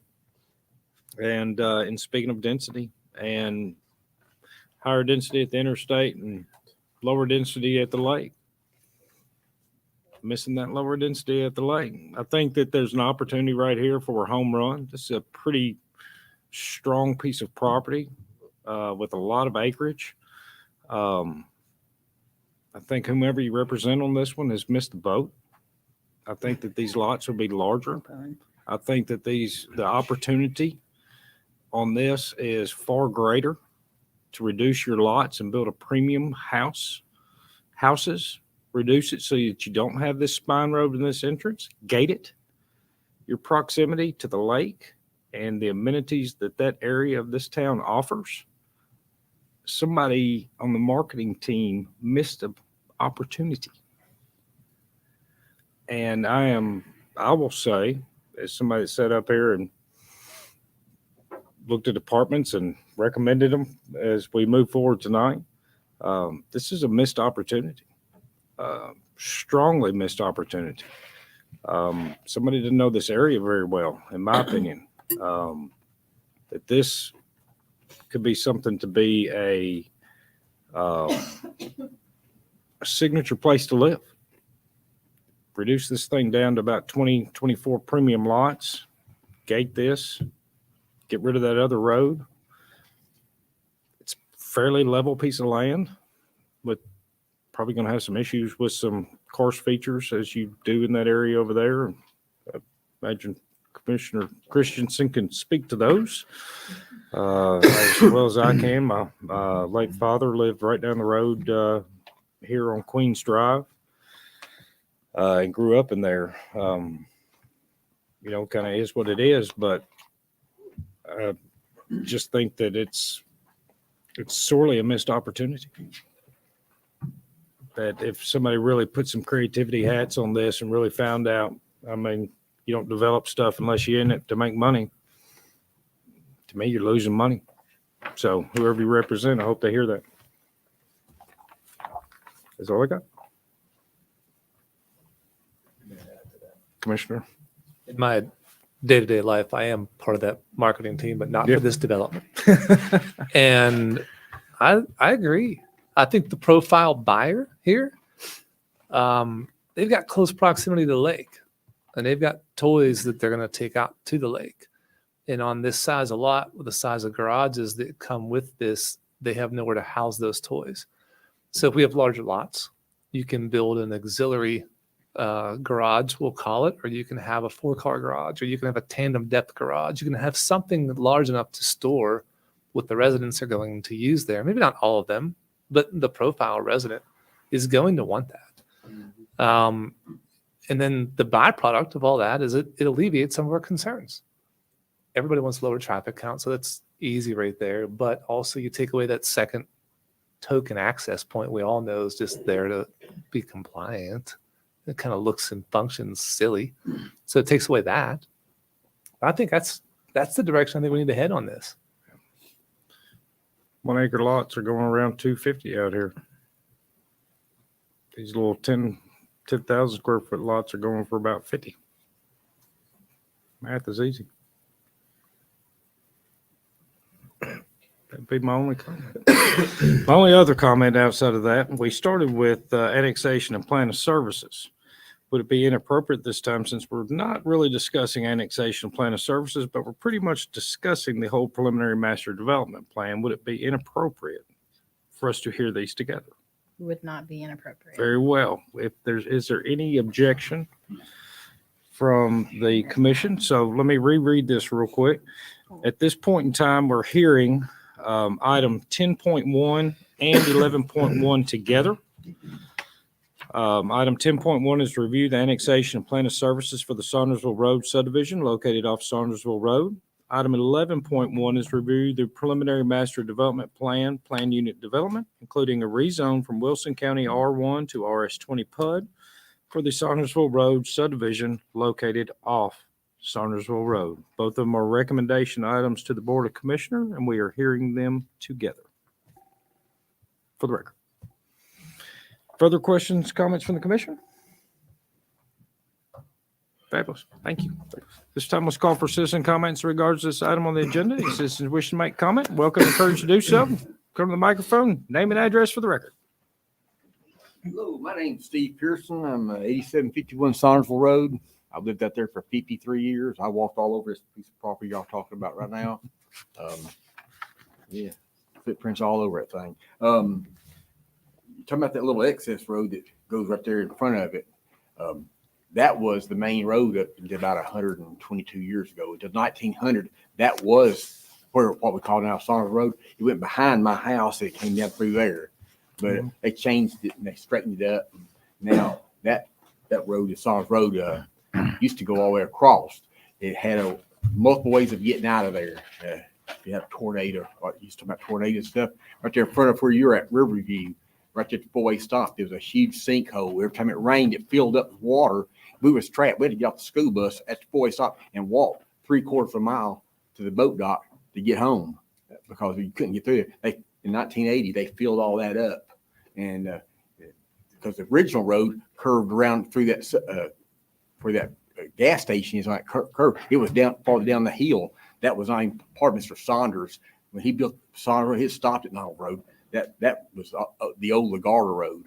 And in 1955, when they impounded Old Hickory Lake, the bridge out there past Secret Recreation, it flooded it. So now it was chopped off. You did have two more ways of getting out. Canes Road went over to Noddle Road, right there below Horseshoe Cove on Noddle Road.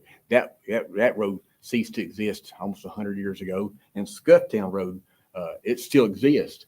We got neighbors that live on Scufftown Road, but only part of that is utilized anymore. You got several houses from Hickory Hills Baptist Church off of Noddle Road. It only goes 3/4 way through. This proposed site right here is within 100 feet of that old road, the old Scufftown Road. And within 100 feet is this property. Right now, if we have a large rain, we've had flooding, we're trapped down there. 2 houses up from me, people at Crown Point and me, all of us, we're that sinkhole fills up water, 3 foot wide mailbox. You see the top of that mailbox sticking out of that water. We had in 2010, we had a Wilson County Deputy Sheriff even try to get through it. They had to take a record to pull him out. So it's bad enough as it is, and we're going to compound 45 houses into it. I like that. I heard 45. So that's better than a hotel or a bunch of Airbnbs. I heard all kinds of stuff coming in this week. I thought, man, what are we coming into today? I was sorry, 45 houses. Well, that's better than an Airbnb cluster or a hotel. But yeah, the existed roads that used to be feeding this little strip of land, it's gone now. They have the county has done some improvements, and I heard trails. I don't know where y'all gonna put the trails at, because everything around that's surrounded by private property. Sure, we'd all like to see wider roads and sidewalks, but I don't know. I kind of hope that I hope the recommendations of what y'all are talking about right now, big lots and big houses, comes to fruition later on. But I saw 25 years ago this same thing was met at Savannah Point, right beside the boat dock. They're still trying. They haven't built that thing out yet. I mean, they put in the sewer pump down there. They turned that discharge line that was put in 1972. They turned that discharge line into a sewer main and reversed the sewage to come to Mount Juliet instead of going into Oakley Lake out there. And that was a good thing, but they still haven't finished building out Savannah Point yet. Now they're talking about putting one almost just up the street from it, equal size, if not bigger. And, that one hadn't even been built. When they did put the infrastructure in for at Savannah Point, I saw rocks coming through the air, big cannonballs laying on top of boat docks and people's boats. And it was a pretty, we saw some big rocks flying through there. Some of my neighbors had wells that went dry or got poisoned from all this blasting stuff. And so, well, we're going to reduce the size of the blasting, but some of these people still don't have city water. I mean, they're still in well water, and it's bad for them. And I've got city water. If the city does annex this side of the road, are they going to be responsible for the whole road, all the way to the four-way stop, or just it's in a little spot where they've annexed? These are questions that a lot of people have been asking me. I said, I don't have a clue. I said, that'd be questions I could ask when I get up there. I don't know if we'll get answers. If you could wrap it up. Okay. Yeah. Thank you. Please. My name is Weldon Naylor, and I live at 209 Kings Road, and just at the corner of Queens and Kings, and New John and Ginger Will. Yeah. And we got a fantastic and phenomenal little community there. My wife and I moved there 5 years ago, and took a house that needed some help, and we've been working on it and improving it. We love living there. I'm speaking on behalf of empathy and perspective. I'm a teacher. I consider myself a blue collar individual. My wife's a physical therapist, and Mount Juliet's home. And we moved out there because we've got some kiddos that we raised. We got 2 of them. Our property backs up to 5 acres of WMA. It's core WMA that I have 453 feet to maintain, that I get to maintain, and I'm honored to do that. It took me 2 years to get that permit. In the bottom of my property is a massive sinkhole that anytime we have runoff, I built something next to the garage. I had to build the footers 5 foot deep just for a carport, just so the sinkhole wouldn't affect it as bad. So runoff is a major concern for us. Perspective and empathy is simply this. I don't have to agree with the decision. I honor the decision, whatever it is, because I love Mount Juliet. That's why we have rules, regulations, and people that vote. I bought that house, and then I bought another property right there on Saundersville Road. That was lot number 8. Jeremy Woodson owned number 7. I own number 8. I bought it from Jeremy, and it was not zoned with the city of Mount Juliet. And I was excited about that because that meant I could do whatever I needed to do with lot number 8. And that's an honest statement. And so I met with Lauren Breeze, Wilson County, and it was going to be the boat barn at Cedar Creek. 15 indoor premium boat storage units, 45 feet long, 16 feet high, 12 feet wide. That would accommodate major boats, major traffic, people coming from Wintry, people coming from Murray Hill. I sold the property because it wasn't the right thing to do. And that's an honest statement. It did not fit. It did not need to be there. That was not the right fit in that area. I didn't develop it. I sold it. I hope somebody annexes it and turns it into RS1 and just keeps it there and parks a house on it. That's what needs to be there. I sold that 1 acre for $240,000. Sticks and rocks with dirt. Took that money, came over here to East Caldwell and bought 45 East Caldwell. Got its own commercial before I did it. Because we're going to put a business over at 45 East Caldwell and build a practice on 45 East Caldwell. Because that's the right thing to do. And we're going to follow those rules. We're going to do things. And it's a testament to the commission to put things in place. I'm okay with that. I'm not okay with 45 homes on a road that I travel every day. I love my neighborhood. I just kind of want to keep it the way it is. It's me being selfish, but that's why I live where I live. So I said my piece. Thank you. All right. Thanks.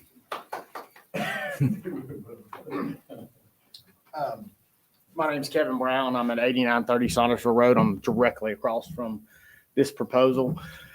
You know, he was talking about walking the property. I can promise you I got more dirt on my shoes than that property has dirt. It's rock as big as this building. And I was very concerned with them doing, you know, demo work and having to blow up and stuff like that because I've got 3 kids, live across the street. Already got to be very careful being with lake and trailers and kids jumping up and down there. Last thing I need to know is they're blowing up stuff and I got rocks hitting the house and things like that. I really like what Mr. Winchester had mentioned. Like, you know, I'm not totally against the property, but 45 homes is just not doable. It's if you want to set something up smaller that made more sense. The roads are terrible. I mean, this week alone, the water has been, I mean, I literally have to go down to about 5-10 miles an hour just so I can go down the road because there's puddles of water sitting in that road. Y'all drove it. Most of you know that. And you add, you know, potentially 90 more cars coming down through there on a regular basis. It just doesn't make a lot of sense, you know. And I do have that concern of runoff. You know, where's the water going to go? What's going to happen? And then, you know, the demo work. That's a big concern I have. So just want to, you know, reiterate that. Not against the entire project. I think it could be smaller and it would work, but you need to consider the people around there because it is landlocked. I mean, there's a lot of people that can be affected by this, but it can be done the right way. So thank y'all for listening. Thank you. Well, I'm Aaron Brown. I'm his dad. And I live down the street. I live apparently across the street from this lady right here. I didn't know you was my neighbor, by the way. Been out there 25 years. And folks, until we get the roads right, we're not ready for it out there. I'm telling you. I fought their subdivision, fact is, and asked them to put a berm up. They did it halfway down, and then I don't know what happened, but I've been fighting the berm. So they didn't, but that's another story. But I am concerned about the rock. That is a real concern because I've walked this property. I tried to buy it one time, but it's solid rock. And when I say rock, guys, I've never been on a piece of property any worse than this piece of property. I don't know how they'll build this. I'm sure they've got some idea, but boy, it's going to take a lot of drilling and blasting and I'm concerned about my children, my babies. My 3 little babies live across the street. And then I have another son that lives next door to me. I just don't think we're not quite right out there. We need to work on the roads. And I know y'all get road problems all the time. I heard a lady from Goyle Road. I have a brother that lives over on Goyle Road. We need to get our infrastructure fixed up a little bit out here. But I'm against it, but I'm not against it if you put a bigger lots, say. But we need to think about the road construction and stuff because it is bad out there for everybody concerned. So, but I'll honor whatever y'all do though. Okay. Thank you.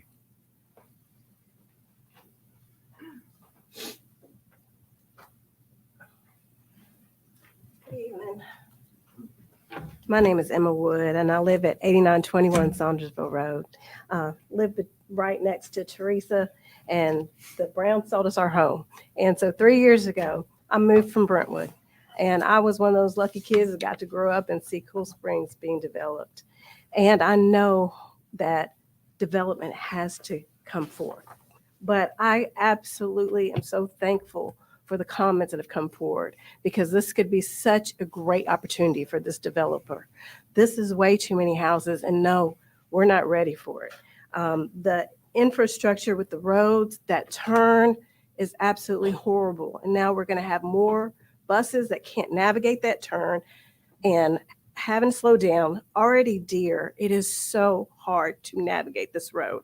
And the entire road is pitch dark until you get to the marina.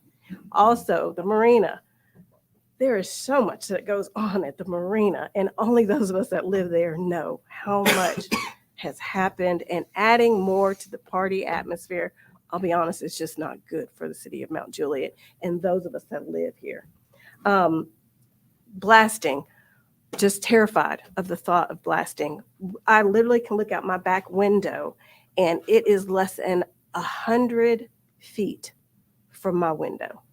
And so my question is, how is my house, my investment, the place where I want to retire and I want to die there, how is that going to be protected in all of this? Because it is rock like I've never seen, and I've been a Tennessean my whole life. In addition, our water and sewer lines there are grossly outdated and inadequate in our area. So I don't know what the plans are to solve that, but I'd like to hear more. But we're against this because it's just way too much for what we have. We're not prepared for it in our neighborhood. Thank you. I have a question for you, Ms. Wood. Is that your property that's landlocked? Yes, I'm one of the properties, mine and Teresa. And Are you landlocked? yes, we have. Yeah, go ahead. Or He's gonna. all right, he's gonna tell me. All right, come on up. Yes, ma'am. Thank you. Name and address for the record, please, sir. Joe Wood, live at 8921 Saundersville Road. We own house D and E. Yeah, when we bought our property, part of the situation we were concerned, and even with our financing, was the fact that it was landlocked, and they had to dig through records and ended up, just studying history back, that this driveway has been in access for 50 something years or more than, and originally, as Mr. Steve told you, that it was the original road way back when. But yes, that would, if they try to close that off, that would completely shut us off. To Teresa, which is our neighbor here, and we have our property is long, front to back, and I have a 5-bay shop, a small house, and then our house that we live in is in the very back of the property. Our house is almost on the property line. When you are talking about property 27 and 28, we came down today and looked at the proposed plans, and they are so close to our house. I mean, and again, just as everyone spoke, when we talk about rock, you can literally go through the field. I hunt this area. I'm a hunter. We bought this place to hunt. We sold our property out in Dixon because I no longer needed it to hunt on, because this is where we bought to live.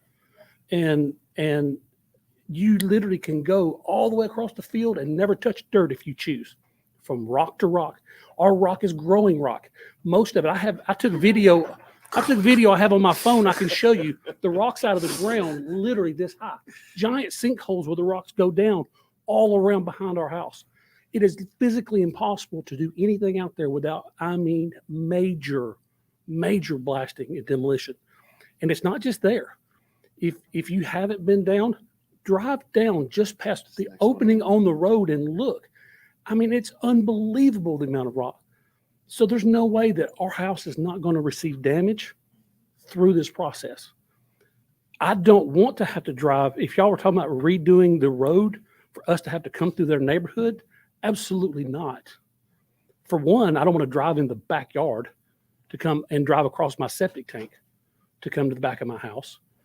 I definitely don't want to have to take in my 5-bay shop, which comes to the end of the other end of the driveway, to try to bring my boat and my things into my building from the back of some neighborhood.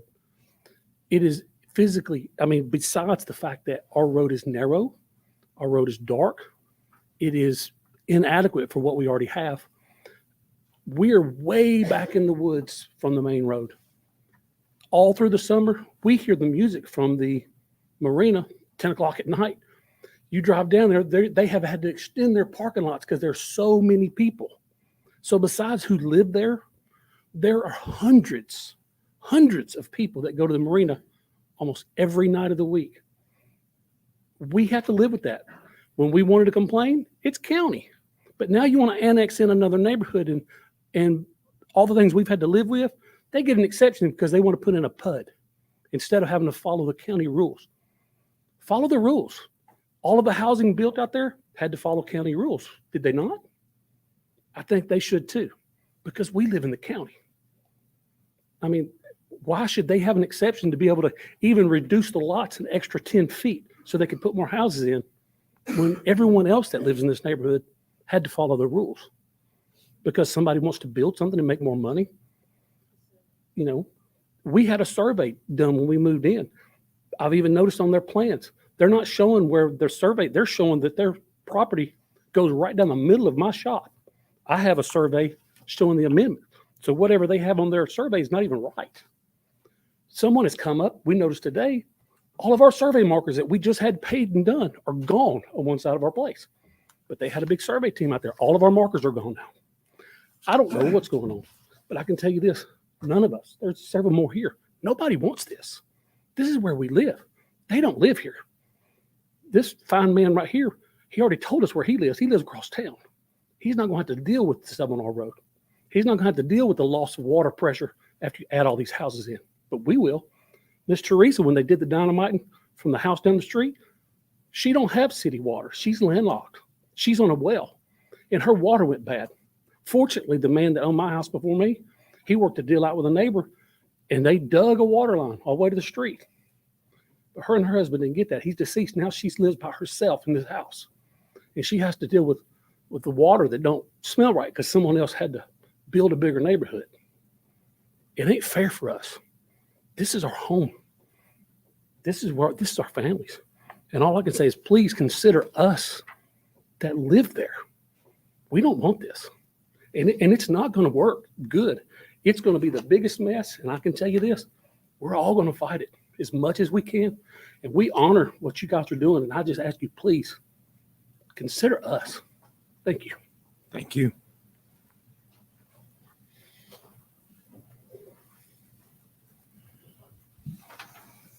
Any additional citizen comments? I'm Gerald Elliott. I have property at 8829 Saundersville Road, and just to expound on what Steve said, I was told that there's no sewer line. The sewer line used to go into the lake many years ago. They stopped it, and they got pressure on it. I think it's 300 pounds. I can't remember what the 6 or 8 inch line. And some guy in the city, I was asking about it, how they put all them houses down there, and he's the one that told me. He said that 300 pounds, if it pops, you know what's going to go everywhere. So there's going to have to be a big, the road tore up and a big sewer. I mean, I don't know how many more houses they can put on an 8 inch line, but anyway, I just wanted to expound on that. Thank you.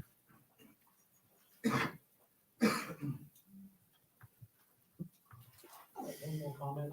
I apologize. I don't mean Make it precise. We're ready to go. It's 10:30. Yeah, go to the podium, please. Very sorry. Joe Wood, 8921 Saundersville Road. We are on a one-way in and one-way out. We had just this month electrical line down. My wife was an hour and a half waiting on the road, could not get out of our neighborhood. And they're working on one electrical for one house.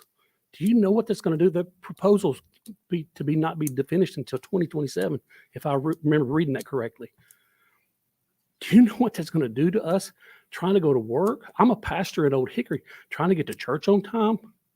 What is it, what is that going to do to us on a one-way in, one-way out? Just besides the traffic, the construction. Thank you.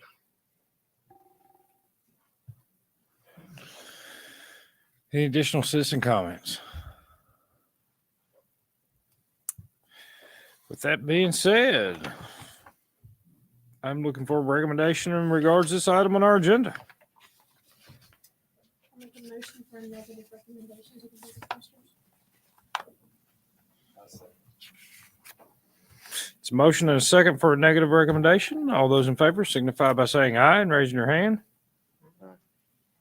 Against? Abstentions? That is a negative recommendation.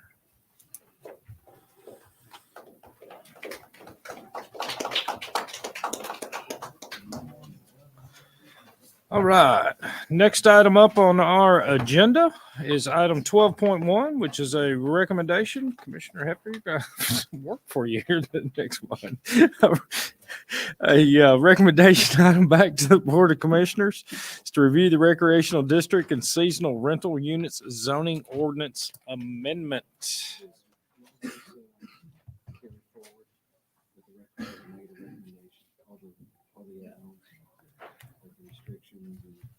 The Commissioner Hefner made a good comment right there. When there's a negative recommendation, keep in mind, a negative recommendation still means it does go to the Board of Commissioners. So regardless of what this body says, the Board of Commissioners does have the ability to approve this project going forward. Commissioner Hefner asked the question. I'm not really sure about that. With the negative recommendation, Commissioner Hefner had made some comments in regards to this, to the previous one that was just received a negative recommendation. Do those comments made adhere to that negative recommendation of what he would like? Back up at BFC, but we will have them noted in the minutes. Okay. For you to Yeah, go because there back are through. others. To pull out of the minutes. It just doesn't carry forward on We'll make sure those get included in the minutes. Yeah. okay, good. I think you could make a negative recommendation and Yeah. include those comments as well. Correct. Going I just forward. I didn't hear that. Yeah. That's fine. We've got you covered. I'm doing that too, so. Okay. Yeah, yeah. I just don't want to miss something when I get some deals. That's Or good. forget. Yeah. We'll make you a list. All right. With that said, Ms. Johnson. Well, the lucky car is the last one of the night and everybody's exhausted. I'll try to make it quick. Gino will cut me. if I We're don't make excited it for your quick. presentation. A few months ago, you all saw back when the sun shined, back in May, Cane Cove, a concept plan for some seasonal rental units. Commissioner Justice had approached staff with the idea of expounding upon the idea of being between the proximity of the two lakes with Old Hickory and also the current lakes that we've got. The city has a underserved draw for tourism because of our proximity to these local lakes. So he approached staff. Excuse me, I'm about ready to lose my voice tonight. He approached staff with interest in creating this district with the seasonal rental units. In doing so, that the current ordinance does not allow that. So a zoning ordinance amendment gives us an avenue for future development, promoting tourism within the city. In order to do that, we have changed a few items in the zoning ordinance amendment. The first being the definition of the land use activity. It spells out what this proposal for a recreational district seasonal rental unit, but more specifically, it means that no more than 15% of these units on any single day for 3 consecutive months of the year will be rented out. It will also have to be located within a PUD and 1 mile from Old Hickory or Percy Priest Lake. The additional changes in the zoning ordinance would change proposed language of section 3-103, adding under the activity type of transient habitation for a recreational seasonal rental unit, again, located within a PUD. And then the last change for the zoning ordinance would be under table 6-102A, our permitted and conditional uses, adding an additional definition clarifying under transient habitation. So this just kind of clarifies the ability to utilize these recreational units under transient habitation and basically looking at an underserved thing that we have within the city of not promoting tourism when we've got two beautiful lakes. So this is just an opportunity to see what we can do to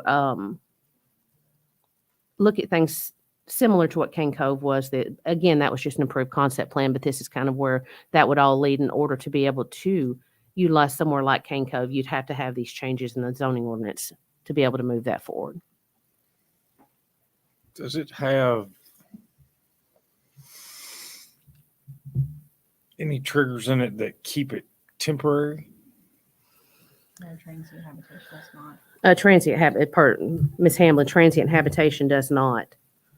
I guess just a thought is, man, my RV looks really good right here, and man, I'm just going to leave it right here, and that's where I'm going to live. That's what. This would not be for RV parks unless you guys want to approve that through a PUD process. This is for specifically a cabin type. Okay. You remember the Cane Cove? They Yeah, brought yeah, in yeah. a conceptual plan. You guys looked at that. Yeah. If they were to ever propose an RV park, I'm not sure how well that would be received, depending on the location. And I would certainly. But even the cabins couldn't be permanent resident. They'd have to be Mr. temporary. Marchetti disagrees. I brought that up with him this afternoon. They're hotels, and you can live in a hotel as long as you want to under transient habitation. Might be a really pricey place to live, but Depending upon the hotel right now, it could be. what was your comment, Gino? If you can pay, we've got time. Yeah. Yeah. Yeah. But this is specifically derived for that Cane Cove to allow that to move forward. They can't submit. They have submitted, but obviously if this doesn't get approved, they won't get approval. But I believe Mr. Justice's reasoning is maybe that will follow through with some other opportunities, even in an expanded UGB area future. You know, we have Bender's Ferry has some lake frontage. And if any of those properties decided to annex, then they would be subject to that as well. Just looking at tourism in his district to feature that lake. But it'd have to be a PUD, and it has to come to planning commission, and Yes, it has to go through the Everything. whole PUD process. We'll have to go to BSU. Go I was ahead. going to say it specifically calls out CRC zoning as well. So it drills it down even deeper as to the specifics of this. So it really tightens that circle of what can be allowed within this new zoning ordinance amendment with these seasonals. So to piggyback on that, you're looking at a lot of land use plan amendments. Oh, yeah. If it is successful, I can't think of any area by the lake right now that has a land use that would support CRC. So I think that gives us another layer of control on approving these and finding that right spot, specific location. I mean, I think that is the beauty of this actually, is being able to really identify and have control over that land use plan amendment. I'm with you. Questions, comments? Commissioner Rest? I got a question, probably just because I'm really thick and it's getting late. So I'm reading in the parentheses there, seasonal basis on a proposed definition, meaning no more than 15% of units are occupied on any single day for 3 consecutive months of the year. Am I translating that correctly?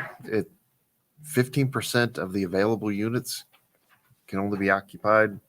For a 3-month consecutive period.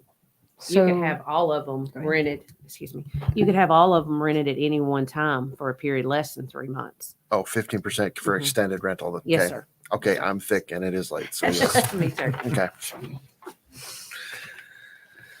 Further questions, comments? This time let's call for citizen comments. Anyone wishing to make comment, welcome, encouraged to do so. Seeing no citizen comments this time, I'd like to ask for a recommendation in regards to this item on our agenda. Motion for positive recommendation. It's a motion and a second. All those in favor signify by saying aye and raising your hand. Aye. Against? Abstentions? It is a positive recommendation. I'm looking for a motion to adjourn. Motion? Second? All those in favor signify by saying aye and raise your hand. Aye. Against? We are adjourned.